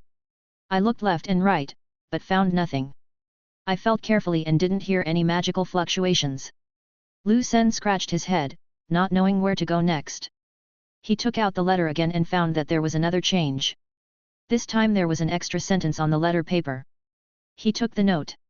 Lu Sen narrowed his eyes and looked into the envelope, and actually found a small finger-sized note with an address on it. Lu Sen had just said this silently in his mind when suddenly the intersection next to him began to deform. To be exact, a house grew out of the gap and pushed the house next to it to the side. The amazing thing is that neither the people passing by nor the cat on the fence noticed anything. Lu Sen smiled. Loyalty spell. Old Deng really used this spell. This magical spell has an incredible confidentiality effect, and the house protected by this magic will disappear from everyone's sight. Unless the protected person or the secret keeper tells you the location, no one can find the house. Even banging your nose on the glass window won't work. Lu Sen had roughly guessed who the owner of the house was. With excitement and nervousness, he took a few steps forward and knocked on the door. The door opened automatically. Lu Sen hesitated for a moment and called out politely, "Hello? Can I come in?" After a few seconds, there was still no response, so Lu Sen plucked up the courage to walk in. The furnishings in the house are very retro, almost all made of wood, and the space is not very large. There is a small kitchen as soon as you enter the door, but it looks like no cooking has been done there in a long time. The seasoning jars are all empty, and there is no food to be seen. On the long wooden table were placed various experimental glassware. Unlike modern products, which were not pure and transparent, they had obvious yellow-green hues, and looked very old at first glance. Further in, there is a desk and 2 sofas, and there are many books in the cabinets next to them. At this moment, Lu Sen suddenly heard a panting sound. He looked up suddenly and saw a figure walking down the stairs leading to the second floor. Lu Sen was so scared that he jumped back a step, his hair standing on end. Because this man was really creepy, he was wearing a plain white linen robe and his hair was completely silver. The most important thing was his face. Although it was full of wrinkles, there was no age spot at all. It even had a plump and delicate feeling. He looked like an old monster. But the next second he recognized who it was. The owner of the Philosopher's Stone. The Great Alchemist. Nicholas Flamel. Chapter 111. Seeing Lu Sen's stunned look, the other party was not angry at all, but said kindly, "I'm sorry, kid. I didn't scare you, did I? Oh. How could that be? I should be the one to apologize. I saw the door was open, so I walked in." Lu Sen said hurriedly. The person in front of him was a 666-year-old living antique. The only person in the world who made the Philosopher's Stone. Nicholas Flamel cast a curious look at him. "Oh, welcome, kid. Albus told me about you. By the way, I haven't introduced myself formally yet. My name is Nicholas Flamel." After saying that, he extended a pale and dry hand to Lu Sen. Lu Sen quickly shook it.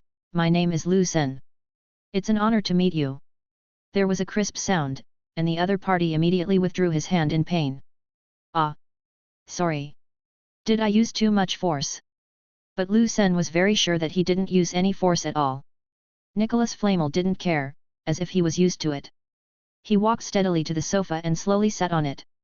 All his movements were very slow, as if he was made of glass. You know, that's what happens when people get old. They become fragile. Sometimes immortality is a pain. Lu Sen felt that the way the other person looked at him was very strange, a mixture of love, curiosity and confusion, which made him feel a little uncomfortable. "You created the Philosopher's Stone. Why don't you use its vast magical power to restore your youth?" He hesitated for a moment and said, "My child, the Philosopher's Stone is not always so beautiful. You must know that everything has a price. For example, my wife Pernell and I have gained eternal life, but we cannot stop aging. What you gain with the Philosopher's Stone, you will lose something else precious." Lu Sen frowned and thought hard. "So, I can only choose one between immortality and immortality." "That's right. But if I choose not to age, isn't that the same as eternal life?" Nicholas Flamel chuckled and shook his head. "No, if you choose immortality, then the person who takes the potion will remain young forever, but his lifespan will not be increased. When his lifespan ends, the aging that was delayed by the potion will come as expected." Lu Sen was uncertain, "So this is an equal exchange?" "Ah, sometimes it's worse, like losing interest in food or something. Under the effect of the drug of immortality, we don't need to eat and won't get hungry." He raised his hand and pointed to the kitchen. "We haven't cooked in almost 100 years. Lu Sen looked at his hands nervously. "I came into contact with the magic power in the Philosopher's Stone 2 months ago, and I absorbed some of it." Nicholas Flamel nodded in understanding. "I felt it from the moment you appeared in France. You have a huge amount of Philosopher's Stone energy in your body. It's incredible. Now you are almost a walking Philosopher's Stone." He patted Lu Sen's shoulder gently, his movements so gentle that it seemed as if he was patting a kitten's head. "But don't worry. You're not absorbing magic power for the sake of gaining anything, so there won't be any problems. Tell me in detail what happened that day." Lu Sen breathed a sigh of relief, and after recalling the past, he recounted the entire story of how Voldemort activated the Philosopher's Stone to gain enormous vitality, how he competed with him for energy, and finally how he killed the other party. "It's amazing, you did a great job. I didn't expect there was someone in the world who could absorb so much magic power." Lu Sen remembered something and asked in confusion, why is there so much magic power in the Philosopher's Stone? It seems to be inexhaustible. The other party showed an admiring look. You observed very carefully. Most people think that the Philosopher's Stone stores a huge amount of magic power. But in fact, its magic power comes from another latitude. Lu Sen's eyes widened immediately. Different dimensions? Multiverse. This word is very novel. You can say that. Hundreds of years ago, when I was doing an experiment, I discovered that latitude by chance. After decades of research, I finally created a tool to communicate with that side the Philosopher's Stone. That is a kind of primitive magic. It represents both order and destruction, which is very scary. With the Philosopher's Stone as a link, this magic was extracted. Later, I gradually discovered how to use it, that is, if you pay a certain price, you will get some benefits. If it is an equal exchange, why don't you lose anything when you convert the gold? Lu Sen no longer concealed the fact that he had converted a huge amount of gold. Nicholas Flamel smiled. Use your little brain and think about what you have not lost. I converted iron into gold, so I gained gold, and lost iron? Hey? Isn't this equivalent? Wait, maybe in another latitude, iron is more valuable than gold. Who knows? I still don't fully understand this kind of exchange relationship, but most of the time, the Philosopher's Stone is still very useful. By the way, I did an experiment yesterday. An owl that was about to die of old age was transformed into a young bird by the elixir of life I made, but it lost its memory. Nicholas Flamel nodded. A new life is gained, but a lifetime of memories is lost. Fair enough. You see, this is the rule for using the Philosopher's Stone. The two discussed it further, and Lu Sen gained a new understanding of the side effects of the Philosopher's Stone. Nicholas Flamel created an elixir that grants immortality, but at the cost of physical weakness, irreversible aging, and the loss of the desire to eat. To be honest, when Albus suggested that we destroy the Philosopher's Stone, we completely agreed.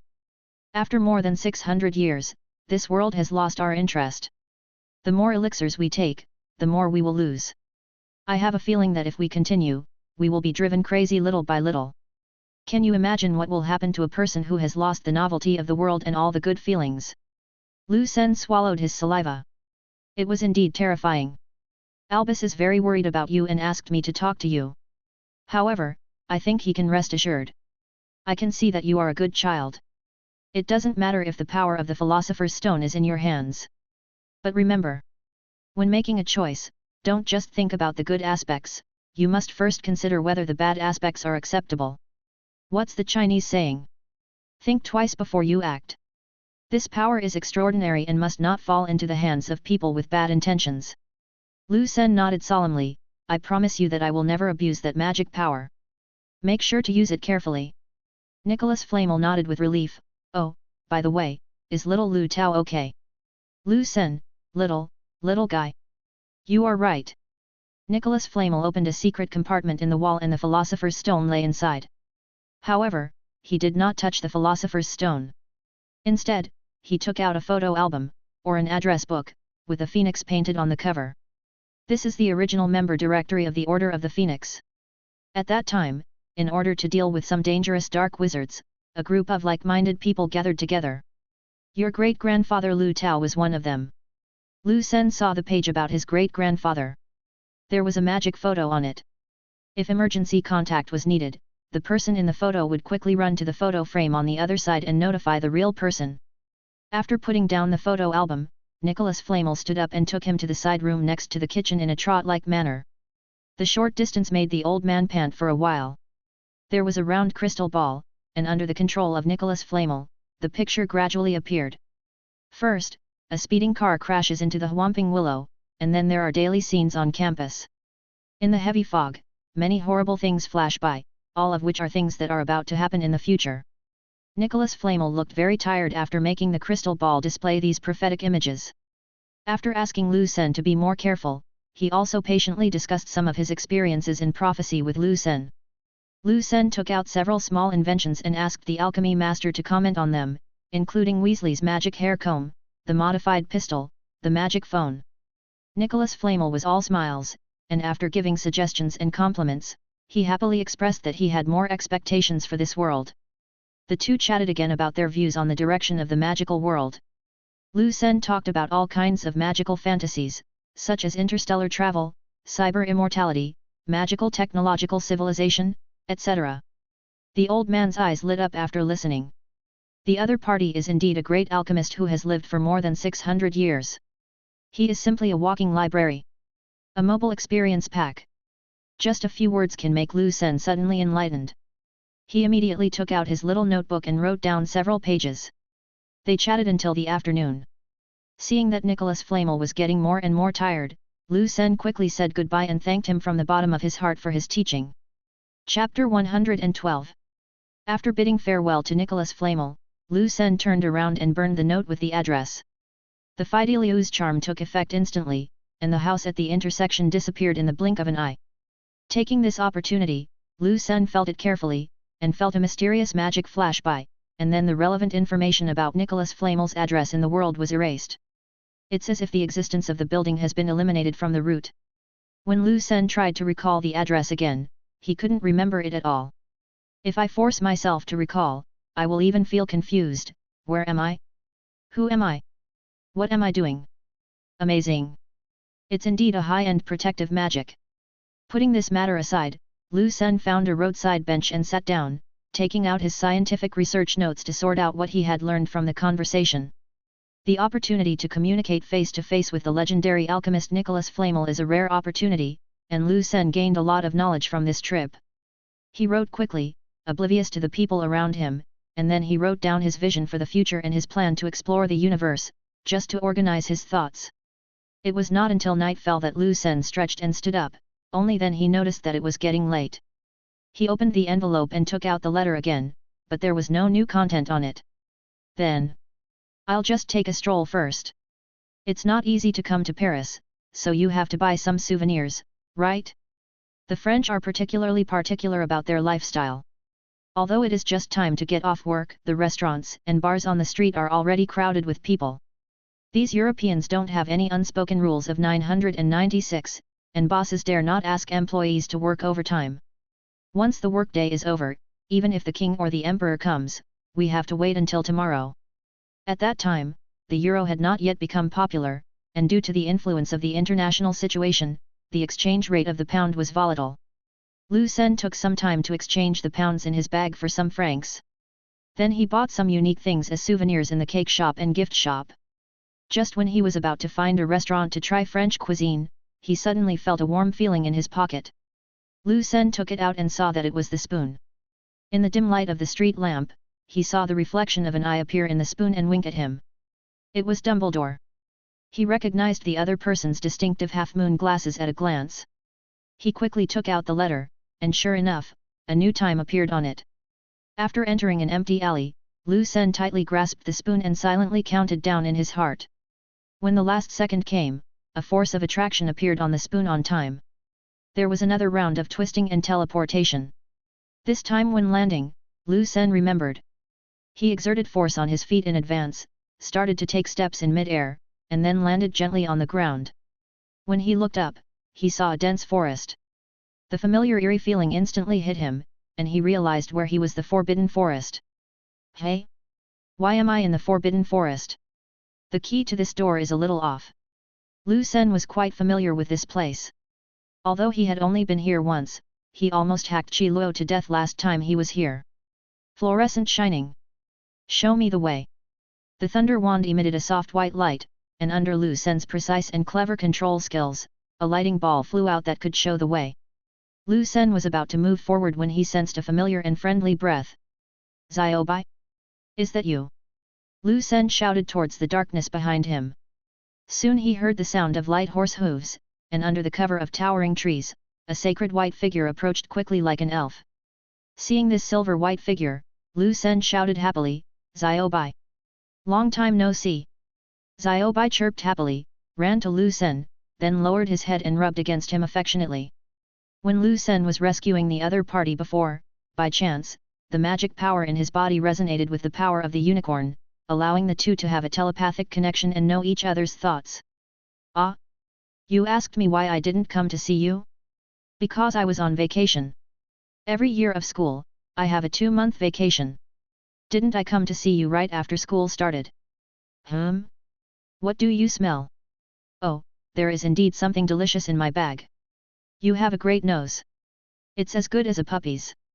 As he spoke, Lu Sen smiled and shook his head, then took out a few fragrant French breads from his backpack. Xiaobai opened his mouth wide and ate the bread in a few bites. After eating, he shook his hair happily on the spot. Lu Sen helped it comb its mane a few times, and took the opportunity to pluck a handful of good-looking mane and tail hair, saving them for use as a magic wand. Xiaobai happily invited Lu Sen to ride on his back. Not everyone can have such a treatment. Unicorns are the most proud and pure. They have always kept their distance from humans. It is very rare to even approach them actively, let alone ride them. There is also a legend that only kind and pure virgins can be lucky enough to touch a unicorn. But Lu Sen is different. When he was treating the unicorns, the healing light and Xiaobai's holy white light resonated and complemented each other, so in the eyes of the unicorns, Lu Sen has taken on an aura similar to theirs. Xiaobai, where are you taking me? Lu Sen, who was riding on the back of a unicorn, asked curiously, but Xiaobai kept it a secret and only said that he wanted to give him a gift. Lu Sen was quite nervous when he first rode on the unicorn's back, but after running for a while, he liked the feeling. It doesn't feel bumpy at all on the unicorn's back, and the view is great and the air is fresh. Not bad. I can come and play with Xiaobai more often in the future. Xiaobai carried him deep into the forbidden forest and stopped under a huge tree with lush branches and leaves. Lu Sen jumped back to the ground and dug underground under Xiaobai's guidance. It's so mysterious, is there any treasure? After a while, Lu Sen dug out something from under the soil. It was crystal clear and had a beautiful glimmer. Looking at the familiar spiral pattern on it, Lu Sen tilted his head and asked uncertainly, Xiaobai, this can't be your horn. Xiaobai, hey, you got it right. I took them off. I'm giving them to you. Lu Sen took a deep breath, took out his magic wand and fired a floating spell lightning chain at the ground. The soil began to float upwards, revealing something buried underground. 1, 2, 3. 6. Why so many horns?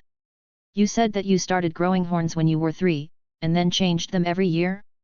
You even changed them? No wonder. Lu Sen thought of a detail. The unicorn horns in the magic material store were not expensive, and were not even as valuable as their tail hair. Now he understood that unicorns, like sika deer, would change their horns every year. However, the horns in the soil are much better than those in the store. It is estimated that the horns in the market are many years old. When they are accidentally dug out, there is very little magic left. That is why they have become a worthless magic material. The ones in front of me are the ones Xiaobai has replaced in recent years. Some of the brightest ones are as beautiful as the ones Xiaobai has now, and they are full of rich magic. The quality is quite good. Thanks, Xiaobai. Your horns are really beautiful. I won't be polite. After giving the gift, Xiaobai took Lu Sen for another stroll. During the walk, Lu Sen vaguely heard the sound of a car horn, but he was riding his unicorn at full speed at that time and didn't take it to heart. Finally, Xiaobai sent him to the edge of the forbidden forest, and held his clothes in his mouth reluctantly, as if saying, if you don't promise to come and play with me next time, I won't let go. After saying goodbye to the clingy Xiaobai, Lu Sen walked to Hagrid's house. It was not too late at this time, because there was an hour time difference between France and the UK. It had been dark for an hour over there, while the sun had just set here. So he and Xiaobai wandered around in the forbidden forest until just after the opening ceremony. Hagrid opened the door and welcomed Lu Sen in with some surprise. I was wondering why all of you missed the opening banquet this year. Lu Sen didn't explain much, just saying that he was late because he had something to do. Later, from Hagrid's narration, we learned that Harry and Ron really drove a Ford sedan to school. And they even hit the Whomping Willow. Lu Sen shook his head helplessly, but fortunately both of them were safe. After harvesting a bag of rock cookies, Lu Sen left a piece of French pastry for Hagrid and left in a hurry a pile of broken branches of the Whomping Willow are all excellent materials for magic wands. Chapter 113. It was already very late when he returned to the dormitory, but Lu Sen was in a very good mood. This was a very fruitful day. First, he learned a lot of knowledge from Nicholas Flamel, and after coming back, he went on a night tour of the Forbidden Forest with Xiaobai and got the hair and horn of a unicorn. Then I picked up a bunch of Whomping Willow branches for free. What a great profit! Unlike Lucen, Harry and Ron looked like they had survived a disaster.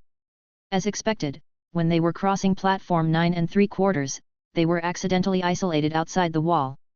Lucen knew that this was Malfoy's house elf who was secretly making trouble and trying to prevent Harry from going to Hogwarts this year.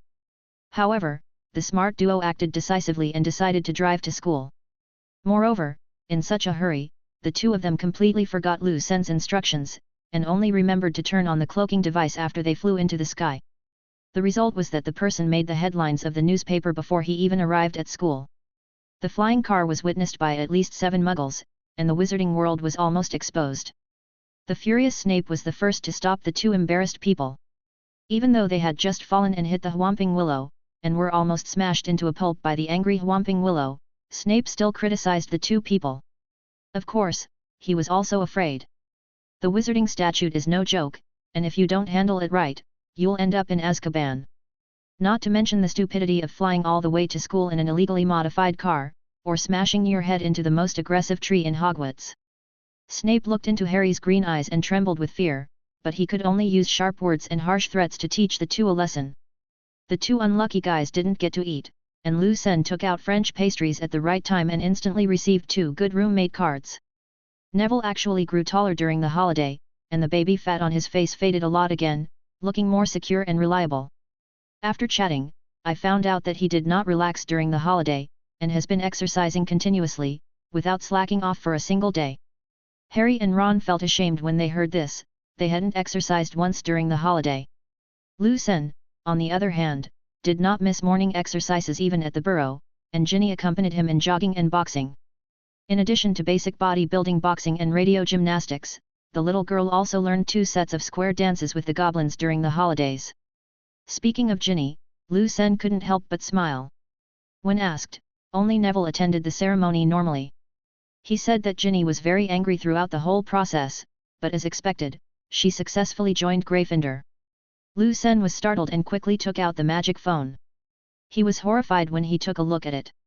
When he was at Nicholas Flamel's house, he had switched his cell phone to silent mode, and later forgot to turn it on. Only then did he discover that there were dozens of missed calls and hundreds of unread messages. Except for the 2 questions Harry asked him in the car and the questions sent by Hermione, they were all from Ginny. After sending the message, Ginny was indeed full of resentment. It was a very happy opening ceremony, and it was okay that Ron was not there, but you also disappeared. Lucen hurriedly apologized and said that he had prepared a gift for her and would give it to her tomorrow. However, Ginny showed amazing action. 1 minute later, she sent a message, "I'm in the common room, bring me the gift." Lucen suddenly broke out in a sweat, and amid the puzzled looks of his roommates, he found an excuse to escape and slipped out. When they arrived at the common room, Ginny was already waiting on the sofa by the fireplace. She had obviously just washed up, her hair was still a little wet, and she was wearing a red pajamas that I had never seen before, with a cute lion embroidered on it. Lucen sat down, coaxed her for a few words, then took out a box from his backpack and handed it over. Ginny's face turned slightly red, but she still pretended to be angry and opened the box carefully. Lucen moved closer and explained, "I had something urgent to deal with at the time, so I went to France. I brought you a gift when I came back." Ginny was stunned, and she took out a stack of first-grade spell winter vacation homework, People's Education Press edition. Lucen's eyes widened immediately. "You made a mistake. Try again." As he spoke, Guangsu stuffed the box back into his backpack and took out a box that looked very similar. Ginny bared her fangs and glared at Lucen fiercely, then opened the box again. This time she did not take the wrong one. Inside was a wide variety of snacks, cakes, chocolates, and a beautiful small model of the Eiffel Tower. "Humph! Is that all you have? You missed my sorting ceremony." Although she said it harshly, her face was already a little red because many of the chocolates were heart-shaped. But Lucen really didn't mean it. After all, this is France, and the chocolates in the gift shop are either spherical or heart-shaped. "I didn't think much about it when I bought it." Seeing that the little girl had calmed down a lot, Lucen took out another big gift from his pocket. "Dang dang dang! Look what this is!" Ginny turned her head and her eyes widened immediately. Of course, a child from a magical family recognized what it was. A unicorn's horn. "So beautiful! Is it for me too?" The girl obviously had no resistance to the shiny things. She immediately held it in her hands, her eyes full of love. So beautiful. Thank you. I like this. I like the snacks and chocolate too. He he he. Ginny, who had calmed down, became well behaved again, holding the gift box and the unicorn horn and grinning happily. The blush on her face became more and more intense as she looked at Lu Sen blankly, and could be vaguely recognized in the lounge where there was only the dim light of the fire. Lu Sen smelled the fragrance of the other person's hair, which was as pleasant as the flowers in the garden of the burrow. Seeing the look in Ginny's eyes, Lu Sen felt inexplicably flustered. He grabbed Ginny's shoulders and turned her around. Go to bed. Tomorrow is the first day of school, so don't yawn all the time. Ginny turned around, glared at the other person, and stomped her feet in anger. Lu Sen shook his head, patted the little girl's head and coaxed her, okay, leave a good impression on the teachers in the first week and study hard. If you perform well, I'll give you a surprise at the weekend. After hearing this, Ginny left with a pout and a face full of resentment, and walked down the stairs to the girls' dormitory, looking back every few steps. After returning to the dormitory, Lu Sen sorted out his things and suddenly remembered that there was someone he hadn't greeted today. He took out the black diary from the space inside the door, and after opening it, he saw the other party writing impatiently. Diary, I figured it out. This question is a little difficult, but it's not difficult for me. Lu Sen, the King of Heaven and the Tiger of Earth. Diary, really? Are you serious? Okay, the pagoda suppresses the river monster. That's it. Lu Sen, oh my. Your memory is really bad. I told you to check the code first. How come you forgot it in a blink of an eye? How can you use this memory as a diary? You should be thankful that you met me. If others knew that you had such a bad memory, they would have thrown you out long ago. Diary, then I should thank you? Chapter 114. After chatting with the diary for a while, Lu Sen was about to say goodbye, but the diary obviously didn't talk enough, and it was finally opened by someone, and he hadn't used his personal charm to deceive the other party's trust yet. Lu Sen saw through his thoughts, and just left him another question about chickens, rabbits, and crabs in the same cage, asking him to count them slowly for fun, and then resolutely closed the diary. At breakfast the next day, Lu Sen nodded to Dumbledore at the teacher's seat from a distance. If he hadn't arranged for him to meet Nicholas Flamel, he wouldn't have gained so much. Ginny squeezed Ron aside and sat next to Lu Sen, but she looked unhappy and kept hitting Lu Sen's thigh with her little pink fist under the table. Hermione sat opposite and said good morning to Harry and Ron without even looking up. Her tone was a little stiff, and it was obvious that she was very disappointed with the two's special way of coming to school. They noticed that Hermione was concentrating on reading a book, Traveling with Vampires by Gilderoy Lockhart. When it was time to collect the mail, a flock of owls carrying packages and letters flew into the auditorium and dropped things of all sizes. Neville's package was the size of a school bag, and it contained all the things he had forgotten at home, which were sent by his grandmother. After everyone had opened their letters, a tiny baby owl arrived late with a red envelope that was larger than its body. Lu Sen recognized him. This was Errol, who had been rejuvenated by him.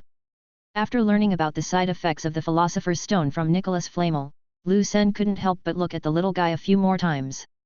Its situation was another kind of equivalent exchange. It gained a second life, but lost the memory of its past life.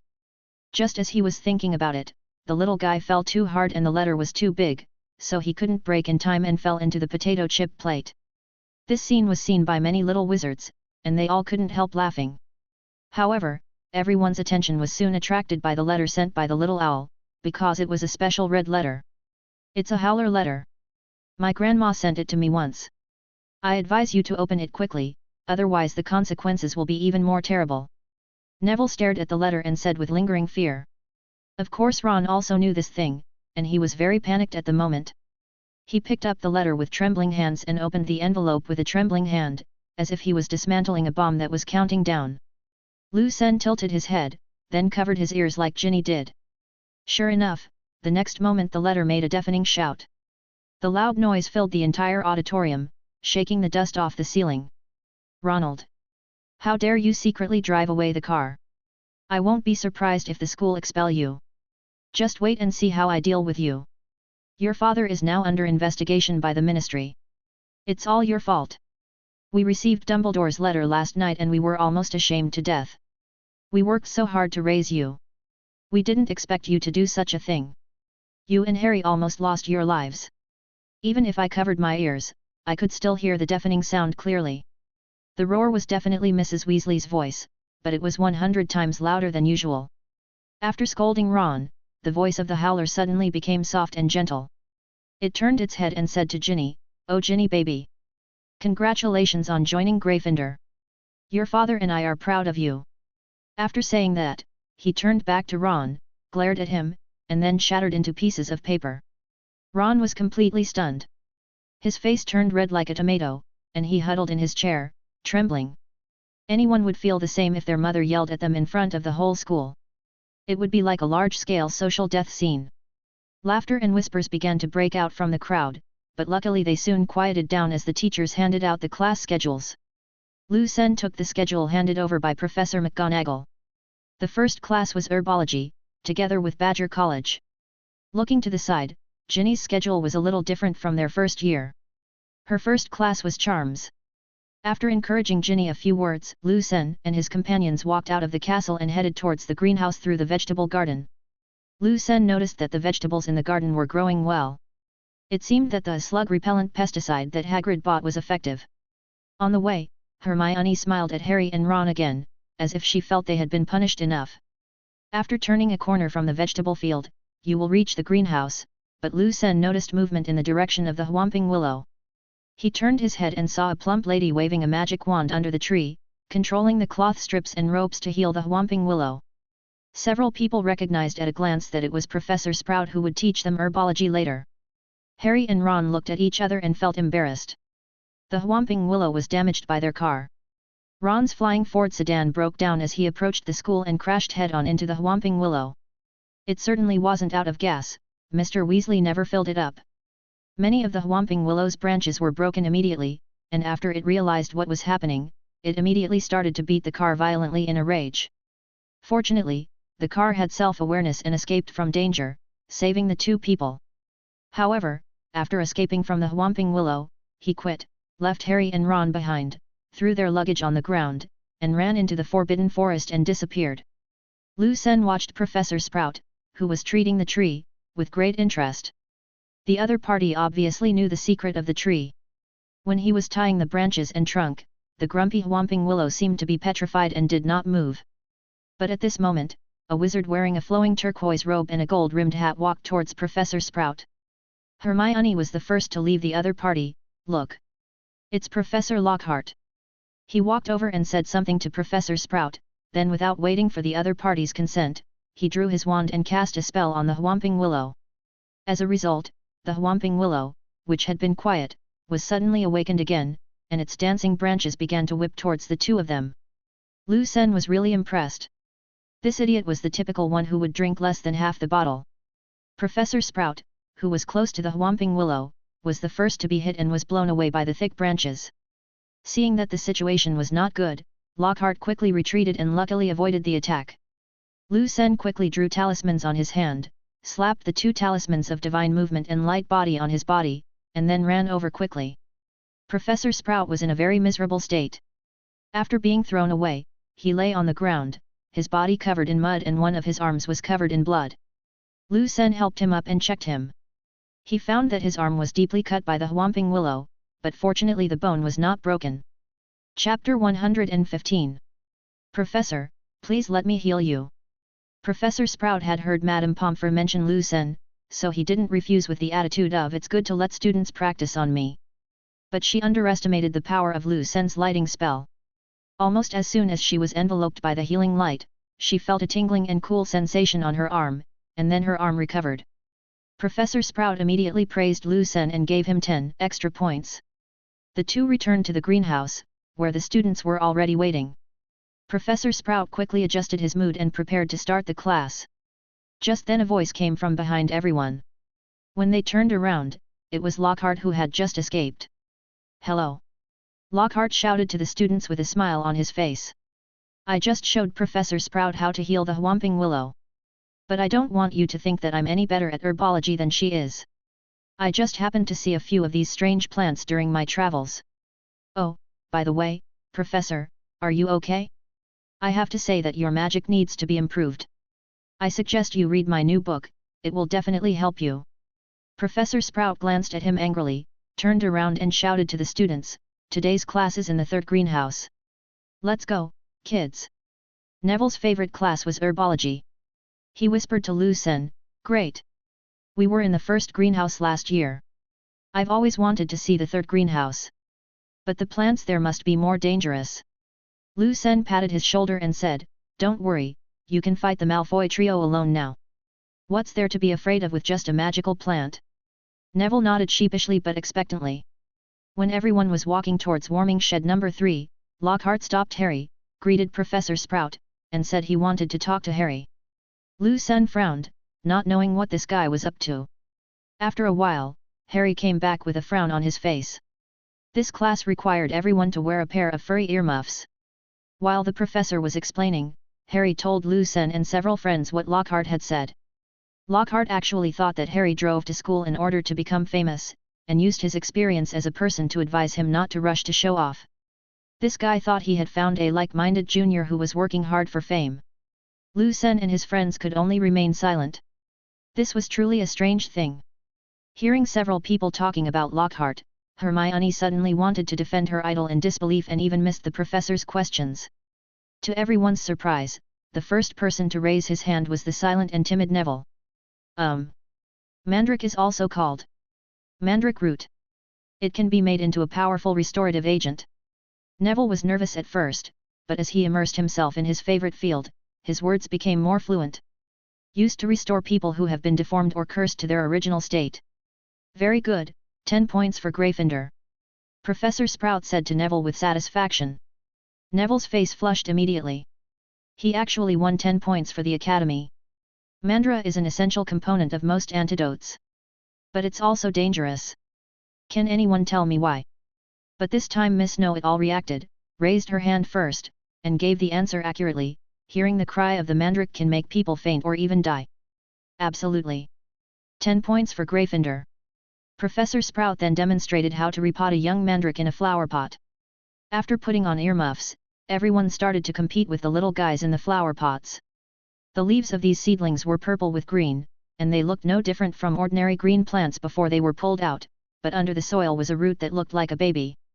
Although Professor Sprout was calm and composed throughout the whole process, the little wizards found that these mandrakes were very stubborn. They didn't want to come out when they pulled them out, and didn't want to go back in when they changed the pots.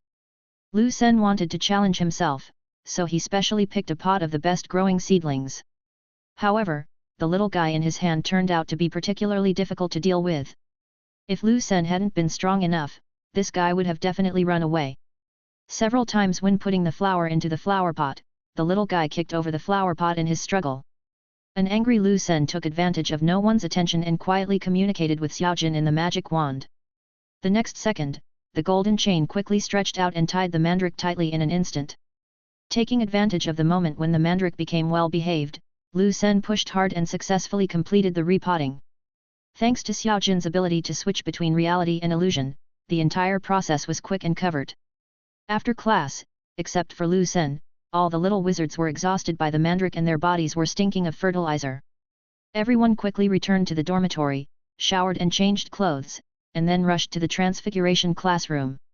The content of the first class was not difficult. It mainly reviewed the knowledge of the previous year. Professor McGonagall took out some beetles and asked the little wizards to turn them into buttons. Only then did Ron take out his wand with an embarrassed look on his face. The spider silk wand that Lu Sen had customized for him last semester had broken into 2 pieces when the car fell. Originally, Ron wanted to talk about this matter during breakfast, but after being yelled at to be a religious person, he has been in a daze. Are you kidding? Fix it. What do you want to fix? Remember, your roommate is an expert wand maker at Hogwarts. As for magic wands, we have as many as you want. Here. There are more than 10 of them, take your pick. Ron's decision-making difficulty was instantly activated, and he didn't know which one to choose for a moment, so Lu Sen handed one over. Whumping willow branches and unicorn tail hair. It's still the same recipe, and it still feels familiar to Ron. Of course, the 2 people's little actions did not escape Professor McGonagall's eyes. Seeing this, Lu Sen quickly took out his thunder wand and sent a beautiful lightning bolt at the beetle. After a twist, an exquisite button with the Galaxy Group logo appeared, successfully earning Professor McGonagall a pleased smile and a 10-point reward. After class, several people walked towards the auditorium hungry. Hermione showed a handful of buttons she had conjured to several people, each of which was very exquisite and beautiful. But Ron and Harry were in a bad mood. They had almost given back all the knowledge they had learned last semester. They hadn't managed to conjure up a few buttons in the whole class. Harry's first few spells were like tickling a beetle. It was not until Lu Sen took out a handful of candies of various styles and inadvertently placed them on the Slytherin dining table that the two of them showed a smile of those who understand on their faces. Hermione saw the three people laughing strangely and was about to ask, but Harry quickly changed the subject. What classes do we have this afternoon? Defense against the dark arts. Hermione said without hesitation, and then took out the timetable to check. Hey! Ron said in surprise, grabbing her timetable. Why did you circle all of Lockhart's classes with hearts? Hermione snatched back the timetable, her face flushed instantly, and she glared at Ron fiercely. Chapter 116. After lunch, there is still some time before the afternoon class. Hermione took out a copy of Traveling with Vampires and started reading it attentively. Lu Sen was still wondering why the top student didn't prepare for his homework today. Then he thought, it seems that for Lockhart, his autobiography is really a textbook. Lu Sen has flipped through these books, and some of the magic and experiences in them are still very interesting. After all, they are true stories collected by Lockhart from others. After his polishing and processing, the overall reading experience is similar to that of later online novels. However, Lu Sen only watched the magic to deal with emergencies, and had no interest in the exaggerated individualism and the show-offs and sensationalism that filled the screen. Why didn't you two activate your invisibility in the car? I reminded you. Lu Sen asked Harry and the others. Don't mention it. I forgot about it in a hurry. I only remembered it when we were in the air, but then the invisibility function seemed to fail. Ron said with a sigh. At this time, a thin boy came over timidly. He looked to be a first-year student and was wearing Gryffindor clothes like them. Hi. My name is Colin Creevey. From Gryffindor too. Harry. I'm so glad to call you. The child came straight towards Harry, his eyes full of passion. I was wondering, could I take a picture of you? Take a picture? Harry asked blankly. Only then did a few people notice that he was holding a Muggle-style camera. He explained, so I can prove I saw you. Colin leaned forward again. I know everything about you. How did you defeat the mysterious man? How did you gain incredible power with your mother's blessing? How did you get the lightning-shaped scar? Having said this, he looked eagerly at Harry's forehead, searching with wide eyes. The child didn't notice Harry's embarrassment at all, and continued, everyone around me is talking about you. If I could take a picture of you, they would be so jealous. My roommate said that if I used the right revealing potion, the picture would move. His eyes were full of excitement. The magical world is really great, isn't it? I didn't know that the strange things around me were magic until I received the acceptance letter. My dad is a milkman and he can't believe it. So I'm going to take a lot of photos and send them to him. He looked at Harry pleadingly. It would be even better if we could take a photo together. I wonder if your friend could help me press the shutter? And it would be perfect if you could sign it. Okay. Colin took a deep breath and looked at Harry and Lu Sen expectantly. But at this moment, an annoying voice came from a distance. Porter? Are you handing out autographed photos? It was Malfoy, and beside him were still his two bodyguard-like buddies Crabbe and Goyle. The three of them squeezed aside the thin Colin and stood in front of Harry. But just as he was about to continue mocking, his expression suddenly changed, and the next moment Lu Sen greeted him with a kind and gentle smile. Seeing this, Neville and Ron immediately followed, one on the left and one on the right, and showed no weakness in the face of Malfoy and the other two. The corner of Malfoy's mouth twitched. He didn't hear Lu Sen's voice outside the crowd just now. After seeing Lu Sen, he felt unlucky in his heart. He turned around and was about to run, but Lu Sen said, Draco. Don't be in such a hurry to leave. How was your vacation? Did you forget to do something? Malfoy froze, but there was a hand on his shoulder. Lu Sen put his arm around his shoulders and said without question, come on, let's go over there and talk. He glanced at Crabbe and Goyle and said, Do you two want to talk alone? The two of them hurriedly shook their heads like rattles. Malfoy pretended to be calm, forced a smile on his face, and was taken aside by Lu Sen. Hey! Brother Lu! Brother Lu! Do you want to talk to me about something? Lu Sen smiled without saying anything, just staring at the other person. Malfoy didn't know where to put his eyes, and there was some sweat on his forehead. Well, my pocket money this year is not much. It's mainly because I asked my dad to do something during the holidays, which cost a lot of money. How about giving me some time? Lu Sen patted his shoulder, scaring him so much that he closed his eyes. Don't be nervous. Am I an unreasonable person? I'm so gentle and easygoing. What's there to be afraid of? Don't you think so? But then Lu Sen changed the subject and said, why didn't you add me as your friend during the holiday? Where's the book you promised me? Malfoy just breathed a sigh of relief, but became panicked again after hearing the next sentence, Oh, my parents often check my phone, and I was afraid that our chat about magic books would be discovered, so I didn't dare to add you. Haha, really? Lu Sen nodded without comment. Then, make a list of books for me tomorrow. I'll choose 20 books. Malfoy was immediately anxious. 20 books. Didn't we agree on 10 books? The books in my house are all treasures. I would have to take a risk to steal 10 books. You promised to give me the holiday, but what happened?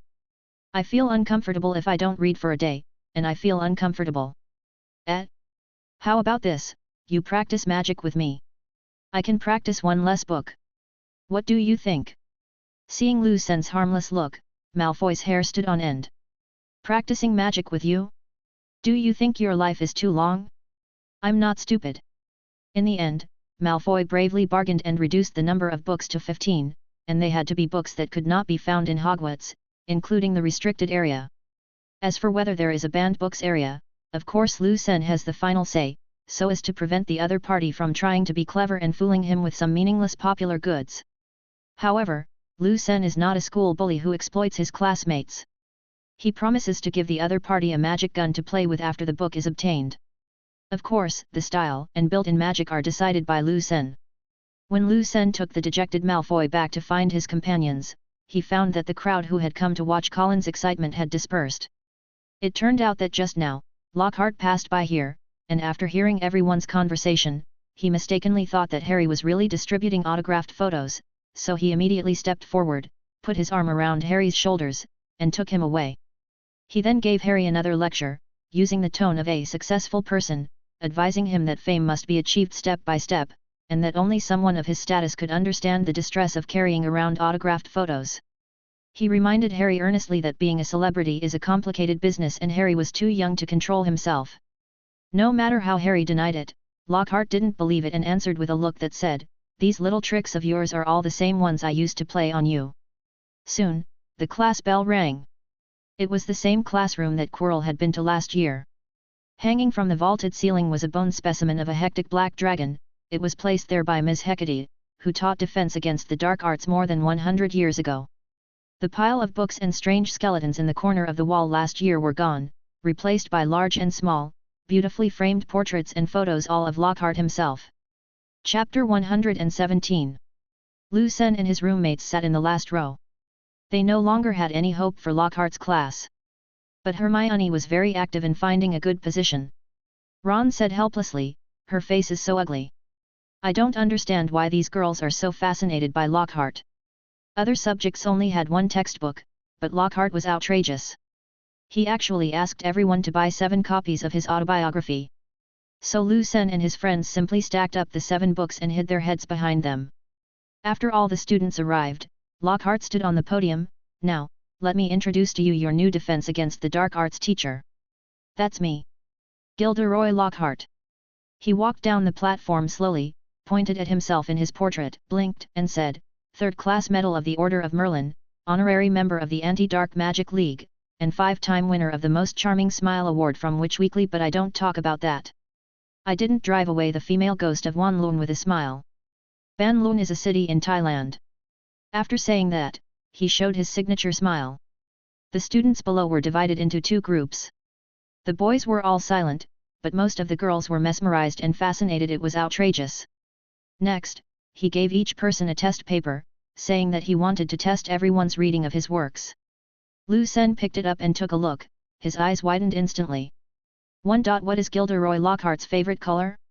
2. What was Gilderoy Lockhart's secret ambition? 3. What do you think is Gilderoy Lockhart's greatest achievement to date? 54. When is Gilderoy Lockhart's birthday? What would be his ideal birthday present? 3 whole pages, what the hell is this? Shouldn't the normal test be, list 3 ways to kill a ghost, 3 ways to deal with it, and what to do if you encounter a giant monster? This paper is full of personal preferences. The boys looked at each other in bewilderment. Only those true fans who truly admired Lockhart and had read all 7 books could answer this question. However, it was impossible to hand in a blank paper, so Lu Sen quietly used legilimency to probe Hermione in the front row. The nerd's mind was full of the plot in the book as he blushed and his heart was beating fast as he answered the questions nervously. Lu Sen suddenly saw many interesting scenes. They are all clips of Lockhart's heroic adventures, but, all the beauties in them have been replaced by Hermione? Haha. Fortunately, the nerd had a simple mind and only put himself in the perspective of a bystander, so no strange plot happened, otherwise Lu Sen would have been embarrassed to continue watching. He regained control of the power of his telepathy and only paid attention to the answer written by the other party. He did not look at anything else. After simply copying a dozen or so lines, which were enough to get by, Lu Sen took back legilimency. This thing is really an evil magic. Don't use it indiscriminately. What a sin, what a sin, Amitabha. 30 minutes later, Lockhart reviewed the test papers one by one in front of the whole class. Hermione was the only one who got all the answers correct and was awarded 10 extra points. When the answer was announced, Lu Sen was shocked to find that this guy was actually a promising talent. I clearly stated in Chapter 12 of Weekends with Werewolves that my ideal birthday gift would be, all magical and non-magical people living in harmony. But I wouldn't say no to a big bottle of Ogden's Old Fire whiskey. My secret ambition is to rid the world of evil and sell my own line of hair toner. Ah! I didn't know he had such ideological awareness before. Regardless of whether he was sincere or not, it's rare for him to publicly express such a position. As for the advertisements in the book, that's a small matter. Unfortunately, Lu Sen had just formed a slightly good impression of him, but it was broken a minute later. Lockhart bent down and pulled out a large cloth-covered cage from behind the podium and placed it on the podium. My job is to teach everyone how to deal with those dangerous and disgusting monsters. He knocked on the cage, and the things inside immediately made a collision sound, and the whole cage shook. You're going to see something truly evil and terrifying soon. But don't worry, as long as I'm here, you won't be hurt. He placed his hand on the cover and whispered, now please don't panic. In case you anger them. The cover was lifted, revealing a group of blue elves. It's a bit like a smaller version of a house elf, but only the size of a palm, with slender hands and feet, and dragonfly-like wings on its back. They kept making sharp and shrill cries, and when they saw the students, they started jumping up and down, grinning and making all kinds of faces. Newly caught Cornish pixie. The students all looked at these little guys with disapproval, and Seamus Finnegan couldn't help but sneer. Lockhart shook his head at him in annoyance. Don't be deceived by their appearance. They are very troublesome little devils.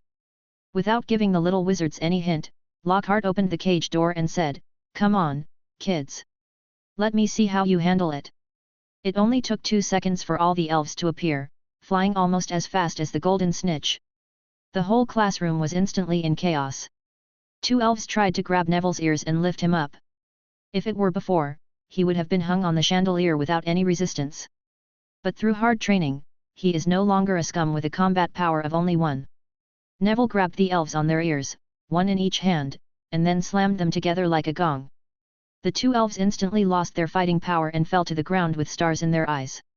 The other students were not so calm. Their books were grabbed by the elves and torn into pieces together. Books and various sundries were thrown all over the place, glass was smashed, and ink was scattered everywhere. Lockhart's painting on the wall and the garbage in the trash basket on the ground were all smashed to pieces by the elf. They were so fast that in less than a minute, the whole classroom was filled with smoke and half of the students had to hide under the tables. Harry and a few quick-witted classmates began to fight back. They picked up books as weapons and slapped the elves like they were flapping flies. But the effect is not very good. The little thing is fast and very sensitive, and it can be easily avoided most of the time. Only Hermione performed the best. She cleverly cast a freezing spell and froze 2 elves, but there were still a lot of elves running around in the room. Seeing that the situation was getting out of control, Lockhart drew his wand and said, Petrificus totalis. He seemed to want to cast a petrification spell, but he read it slowly and haltingly, and his pronunciation was inaccurate. As a result, there was no response, and his wand was snatched away by the elf. Seeing Lockhart running away helplessly, Lu Sen sighed, took out his thunder wand and waved it quickly, fix. A chain of lightning was released from the tip of the magic wand, and the elf that was causing trouble everywhere instantly floated motionlessly in the air. Seeing that the elf closest to him was still grinning at him, Lu Sen gave a wicked smile, bent his index finger and flicked the little guy's head. Lu Sen waved his wand again, controlled them back into the cage, and closed the cage door tightly. Lockhart, who had locked himself in the office upstairs, heard the silence outside, straightened his clothes, and walked downstairs. Say it in a matter-of-fact tone, I knew you could do it. So I'm giving you a chance to practice. Then he smiled again, showing his shining teeth, who cast the magic in the end. After everyone turned their attention to Lu Sen, Lockhart readily gave Gryffindor another 10 points, without mentioning his own escape. Chapter 118. In the next few days, Lu Sen enjoyed a happy campus life. Since his wand was unsealed during the holidays and he learned the mass casting skill under the guidance of Mrs. Weasley, Lu Sen could get double the joy every time he cast a spell. In the evening, I continued to torment Tom in the diary. Starting from Wednesday, Lu Sen had slightly increased the difficulty for him. It's just a linear equation from high school, is it that difficult? Tom, who tried to resist passively, was lectured by Lu Sen, mainly talking about the advanced socialist core values of the flower growers and the 8 honors and 8 shames that were decades ahead of this era. Tom was so moved that he insisted that Lu Sen give him 2 more questions. Diary, why don't we talk about math problems? Well, seeing that he is so hardworking and studious, Lu Sen no longer hides his knowledge and gives him 20 junior high school math Olympiad problems as entertainment. If you like it, just say so. Not only 20 problems, but also 2,000 problems. A bookcase of 3 years of college entrance examination and 5 years of simulation has not been opened yet. A large quantity is enough for you to eat. After the potion class on Wednesday, Lu Sen asked his friends to leave first, and he stayed to chat with the royal alchemist. Are you okay, Lu Sen? Don't tell me you've got another vampire as your lackey and need to develop a vampire potion. Lu Sen was used to Snape's sharp tongue, but considering that he was so enthusiastic. Lu Sen smiled and said, Professor, I haven't seen you for a holiday. You still look so good. We all noticed your hairstyle during class. The Weasley magic wooden comb is pretty good, right? Seeing Snape's face gradually darkening, Lu Sen felt very happy. Then he reached into his backpack, pulled out a photo from an album and handed it over. Hey, I collected this with great difficulty. I don't know if you like it. Snape's cold eyes suddenly turned hot and he took the photo excitedly. His lips trembled slightly, and his eyes turned red as he looked at the beautiful figure in the event photos. He uttered the name that haunted him in his dreams, Lily. Lu Sen took a few steps back, turned around and was about to leave quietly, preparing to give the other party some space. But Snape spoke slowly, Where did you get this photo? Lu Sen stopped, put away the smile on his face, turned around and said, I have a special channel. Snape stared into Lu Sen's eyes and looked at him expressionlessly for a while. But Lu Sen was not panicked at all. With the help of the brain-blocking technique and the immunity he developed from Snape last semester, this gaze was like a spring breeze on his face, without any oppression at all. Snape gritted his teeth and said helplessly, Let's get straight to the point. Give me all the photos in your hand. What potion do you want, just ask. Lu Sen smiled kindly and took out a complete photo album, which was the one he borrowed from Harry. He had made an extra copy on purpose. However, Lu Sen withdrew his hand the moment Snape was about to take it, put away his smile, and solemnly took out a test tube. Professor, what I am about to say is of great importance. It must be kept secret from everyone, including the principal. Snape looked at it suspiciously. The liquid in the test tube was clear and transparent, and his composition could not be seen, but, who cares? Can you study it first and keep it as top secret? Please note, this thing is extremely dangerous and you must never use it for experiments on humans. After saying that, Lu Sen solemnly handed the test tube and photo album to the other party. The test tube was Lu Sen's immortal mineral water. He just transformed a lot of them at that time. In addition to mineral water, there were also various beverages, beer, and urquatu. The change in Owl Errol made him realize the uncertainty of the potion. Lu Sen had to figure out what effect the potion in that safe would have under different proportions. Snape could be completely trusted in terms of reliability and potion level, so this difficult, troublesome, task was handed over to him. By Friday night, Ginny was in a good mood and made an appointment with Lu Sen to have a good time at school over the weekend. So early the next morning, Lu Sen did not go for morning exercise with Neville, but waited in the common room. To his surprise, after a while, several sleepy figures came out of the dormitory yawning. These were the players called up by Oliver Wood to go to the stadium to start training for the new semester. After a while, Harry also came to the common room in a daze, followed by the Weasley twins with swollen eyes and messy hair. "Why do you two look so bad?" Fred rubbed his eyes and almost fell asleep on the sofa. "We were testing a new version of the candy for skipping classes. We didn't go to bed until 4 o'clock, and now we have to go to practice again." George was already snoring beside him, and the others were almost the same. Not long after, Ginny came down in a sports suit. The two left the castle together, walked on the dewy grass, breathed the fresh air, and felt very happy. Lu Sen took her jogging for a while and then did a set of boxing. Ginny had learned the basic bodybuilding boxing techniques at the Burrow, and now she was able to do it quite well. "I met Neville on the way, and he had completed his morning exercise today." So the three of them returned to the auditorium together. After breakfast, Lu Sen took Ginny out again. The two of them walked around the castle, and after seeing the Quidditch field from afar, Ginny immediately became interested, because Quidditch was her favorite sport. They met Ron and Hermione in the stands, who had come to see Harry. "How is their training going?" Lu Sen asked after sitting down. Ron sighed and shrugged helplessly. "They've only just started." They were discussing tactics in the locker room before the players on the field began tactical training under the command of Oliver Wood. Harry and the twins competed in speed, but his Nimbus 2000 didn't have much of an advantage, because during the holidays, Lu Sen and his friends completely refurbished the two old Sweep S. They replaced many modified parts, and the speed and stability became excellent. From time to time, there was a crackling sound from the top of the stands, which was particularly eye-catching in the empty Quidditch field. They turned around and saw that it was Harry's little mysterious brother Colin Creevey. Even Ginny couldn't help but shake her head helplessly. Colin was in the same class with her and he liked to discuss Harry after class, which was really annoying. He held the camera and kept pressing the shutter to capture the wonderful moments of his idol. Oliver Wood thought it was a Slytherin spy, but he soon stopped thinking so, because a team of wizards in green clothes walked into the stadium. They were the Slytherin Quidditch team. "The situation is not good." After saying that, Lu Sen stood up and ran down from the stands with a few people. The atmosphere between the two teams was tense. Oliver Wood tried his best to control his temper and asked the other team to leave, because the venue in the morning belonged to the Gryffindor team. They applied to the professor first. But Marcus Flint, captain of the Slytherin team, showed no sign of weakness. He proudly took out a note and handed it over. Wood took it and read, "I, Professor Severus Snape, allow the Slytherin team to practice on the Quidditch pitch today to train their new seeker." "You found a new seeker?" Wood asked doubtfully. "Who?" The 6 tall members of the Slytherin team stood on both sides, making way for a pale-skinned guy behind them, who turned out to be Malfoy with a smug look on his face. Chapter 119.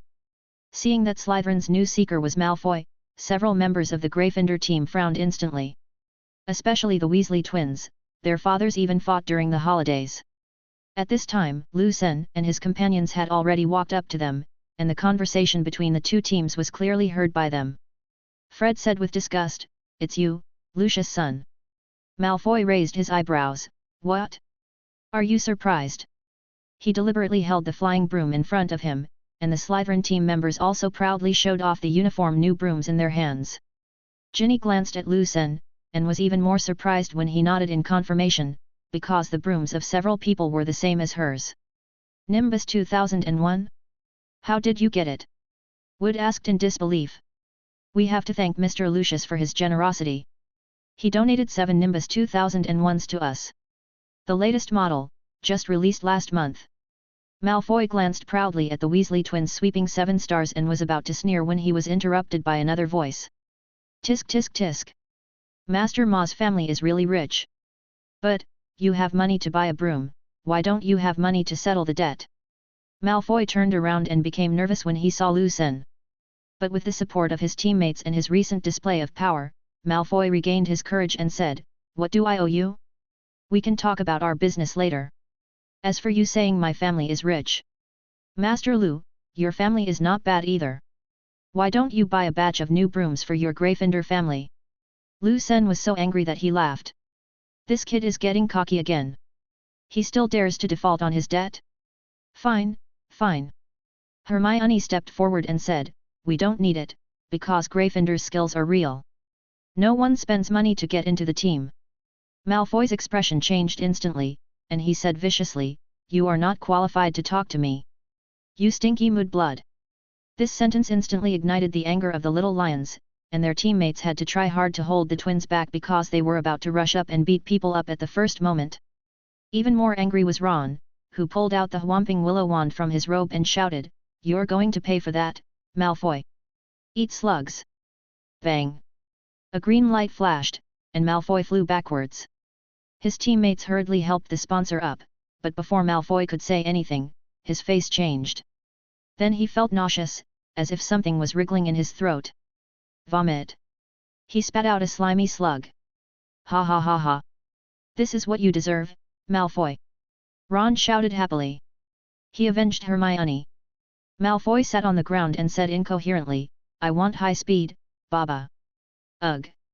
The Slytherins were immediately furious and drew their wands to fight back. But Lu Sen was faster than them.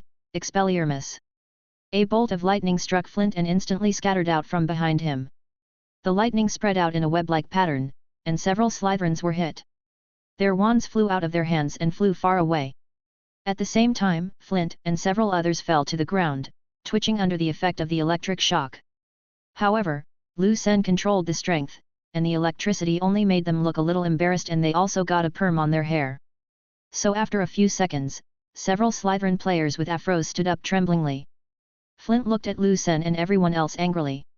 Just as he was about to say something harsh, he opened his mouth and spat out a puff of black smoke. Amid the laughter of the Gryffindor players, several guys with afro hair picked up their wands and ran away without looking back. Ron and Lu Sen were instantly surrounded by the crowd and were treated like heroes. But just as several people were cheering, a discordant sound came from behind the mug. It was poor Malfoy. He was spitting slugs alone, forgotten in the corner by his companions. Lu Sen smiled and squatted beside him.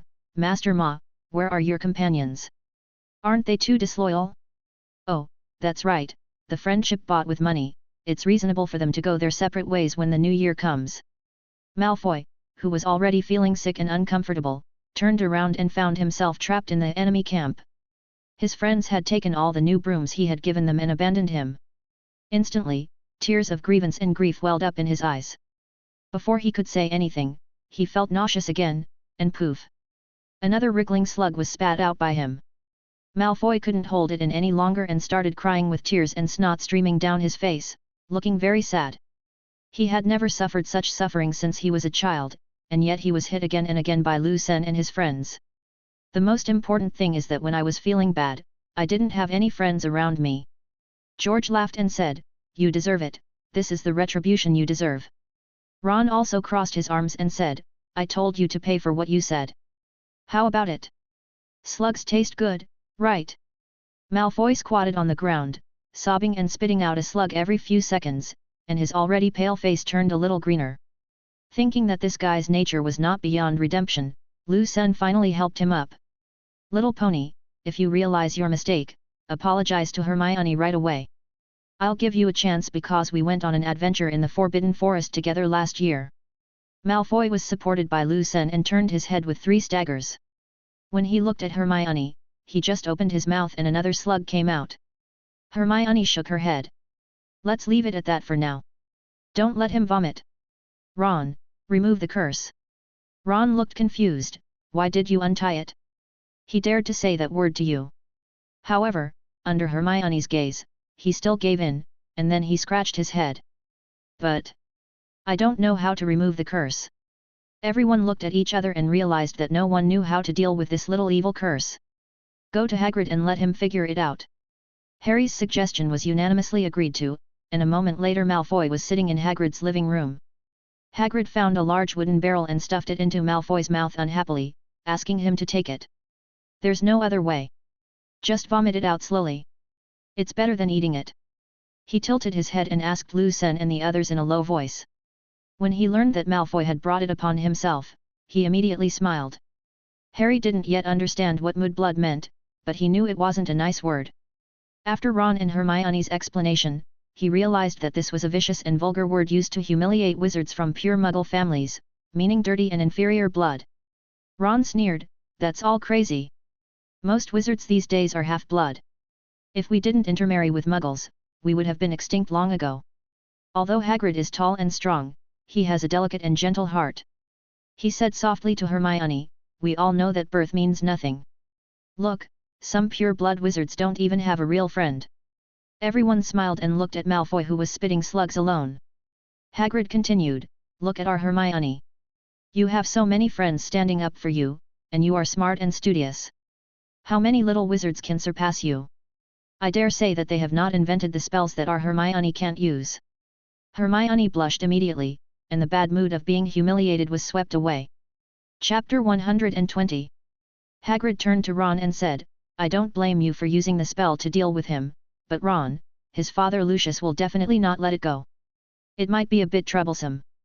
Ron was a little scared at first, but when he saw Hermione, he made up his mind. At worst, he would receive another howler.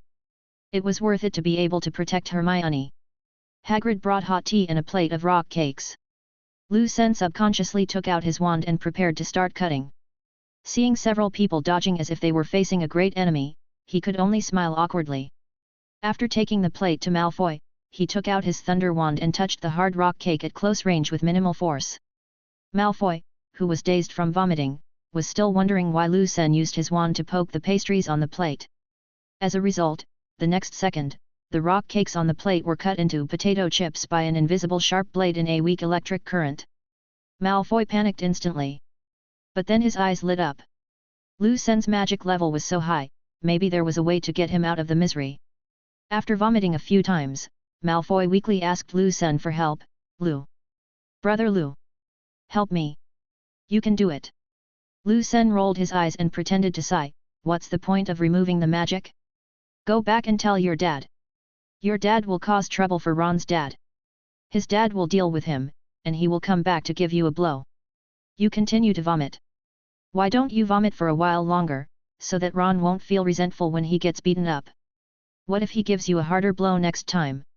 What do you want to vomit next time? Beverly caterpillars or blood-sucking leeches?" Malfoy's face turned even greener, and he vomited several times, almost passing out. "Brother Lou. I don't want to vomit anymore. Think of a way. Please." Lucien looked embarrassed and clapped his hands. "How about this? We are all classmates, I will give you a best of both worlds idea." Seeing that everyone was looking over, he pointed at Malfoy and said, You have a problem with your thinking and you said the wrong thing." He pointed at Ron again. "What about you? You used too much force to help your classmate vent his anger. How about this, Ron, you pay Malfoy some money. And then the grudge between you two will be written off." Both sides showed expressions of disbelief, especially Ron and his companions, who looked over in disbelief. But when they saw Lucien showing them the familiar kind smile, they immediately realized that Malfoy was probably going to be in trouble. Several people held back their laughter, pretending to be embarrassed, waiting for what was to come. In order to show respect for each other, money must be given. "How about this, if you agree to this plan, starting from the time you nod, for every slug you spit out, Ron will give you 1 gold galleon." Ron's eyes widened immediately. Although his family was rich now, this was not the way to spend money. Harry hurriedly stopped him, and Hermione covered his mouth with her hand. Malfoy sneered. 1 gold galleon? Who are you looking down on? Do you think I am short of money? You want to buy my dignity with money? Impossible. I, Malfoy, will never surrender even if I vomit to death. I will never accept your rotten money. Vomit. Vomit. Oh, 2 gold galleons. Oh, you haven't agreed yet, so these 2 don't count. Ron, Lou. Lu Senior. This plan is too terrible, right? Can we change it?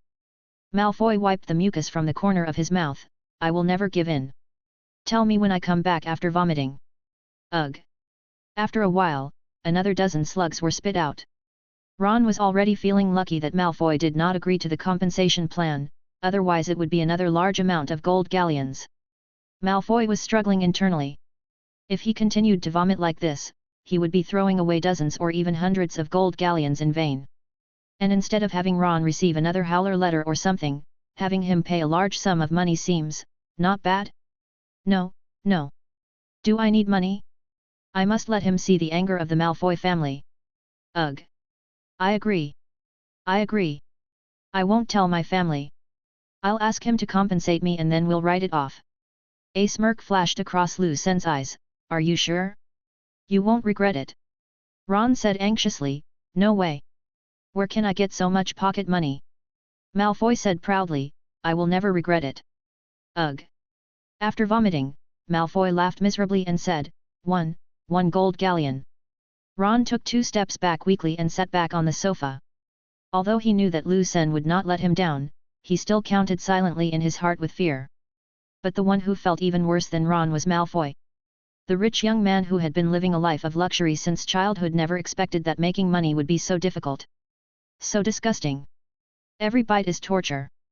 Lu Senior brother Lu. Is there any way to stop me from vomiting? I can't stand it anymore. Malfoy said weakly after vomiting. Lu Sen, who was chatting with Ginny after eating the rock cake, turned his head and said seriously, no. You are a noble. You must keep your word. Hang in there, spit and spit, you will get used to it. When he vomited 50 times, Malfoy pleaded again, brother. I was wrong. I shouldn't have said that. I don't want to vomit now, I feel like my stomach is going to vomit. Ugh. Lu Sen acted embarrassed, I am only responsible for mediating the conflict. If it weren't for Hermione's tolerance and generosity, I wouldn't bother with you. If you want to apologize, don't tell me. Malfoy avoided her gaze and didn't want to apologize to Hermione, but after another wave of nausea hit him, he hurriedly shouted, I'm sorry Hermione. I shouldn't have said that to you. Ugh. Seeing that Hermione was completely relieved, Lu Sen took out his wand, activated the illumination spell, and turned on the healing light mode. This move not only has a good healing effect, but also has the property of dispelling black magic. After covering Malfoy with the soft mist-like healing light, there was an immediate reaction. Hey? What's going on? Malfoy's stomach suddenly swelled up, and then he covered his mouth in horror, as if a wave of slugs was about to erupt. Seeing that it was counterproductive, Lu Sen quickly changed his spell, all spells are over. This is the advanced magic that Lu Sen learned from Nicholas Flamel. It is the Pro Max version of the Curse Stop. It can even forcibly stop the fiery curse. Except for the requirement of mana reserve, it is almost perfect. Does Lu Sen lack mana? He has more mana than he has money. There was a flash of lightning, and Malfoy suddenly felt his stomach lighten, and the bloating feeling quickly disappeared. He was about to speak when his brows furrowed, and then he vomited again and vomited a mini slug the size of a pencil tip. Haha. Sorry, this is my first time using such advanced magic. Allow me to practice. As he spoke, Lu Sen communicated with Xiaojin to switch the magic wand to the learning machine mode. He chanted the spell towards the wall again. This time, no magic was emitted. Instead, with the help of the sealing chain Xiaojin, he could feel the clear casting process. The lines and rune models of the magic power also became slow and detailed. Half a minute later, I know it. After casting all curses again, Malfoy was finally relieved and no more slugs appeared in his stomach. After surviving the disaster, Malfoy wanted to leave immediately with a complicated expression, but he found that his steps were weak and he had no strength in his whole body. So Lu Sen pulled him over and gave him a portion of rock cake crisps and hot tea. After eating something and finally calming down, Malfoy asked, how much did I vomit later? Is there a count? Lu Sen took out a bag, handed it to Ron and said, I'll fill it for you first. Here are 60 gold coins. Ron's eyes widened immediately, and he was about to say something, but it felt so light. He handed the bag over suspiciously, and as soon as Malfoy touched the opening of the bag, Lu Sen quickly snatched it away. You finally have money. So, You still owe me 40 gold coins. Hurry up and make up the difference, or I'll deduct interest. Oh, and the book list. I helped you settle the conflict and earned 60 gold coins for you. Is it okay to lend you 10 more books? Malfoy withdrew his hand from the air, and the corners of his mouth twitched. I vomited slugs for a long time, but didn't get a single gold coin. I still owe 40. And I have to pay for more books. My books are rare collections. They are all unique copies that can't be found on the market. Am I being ripped off again?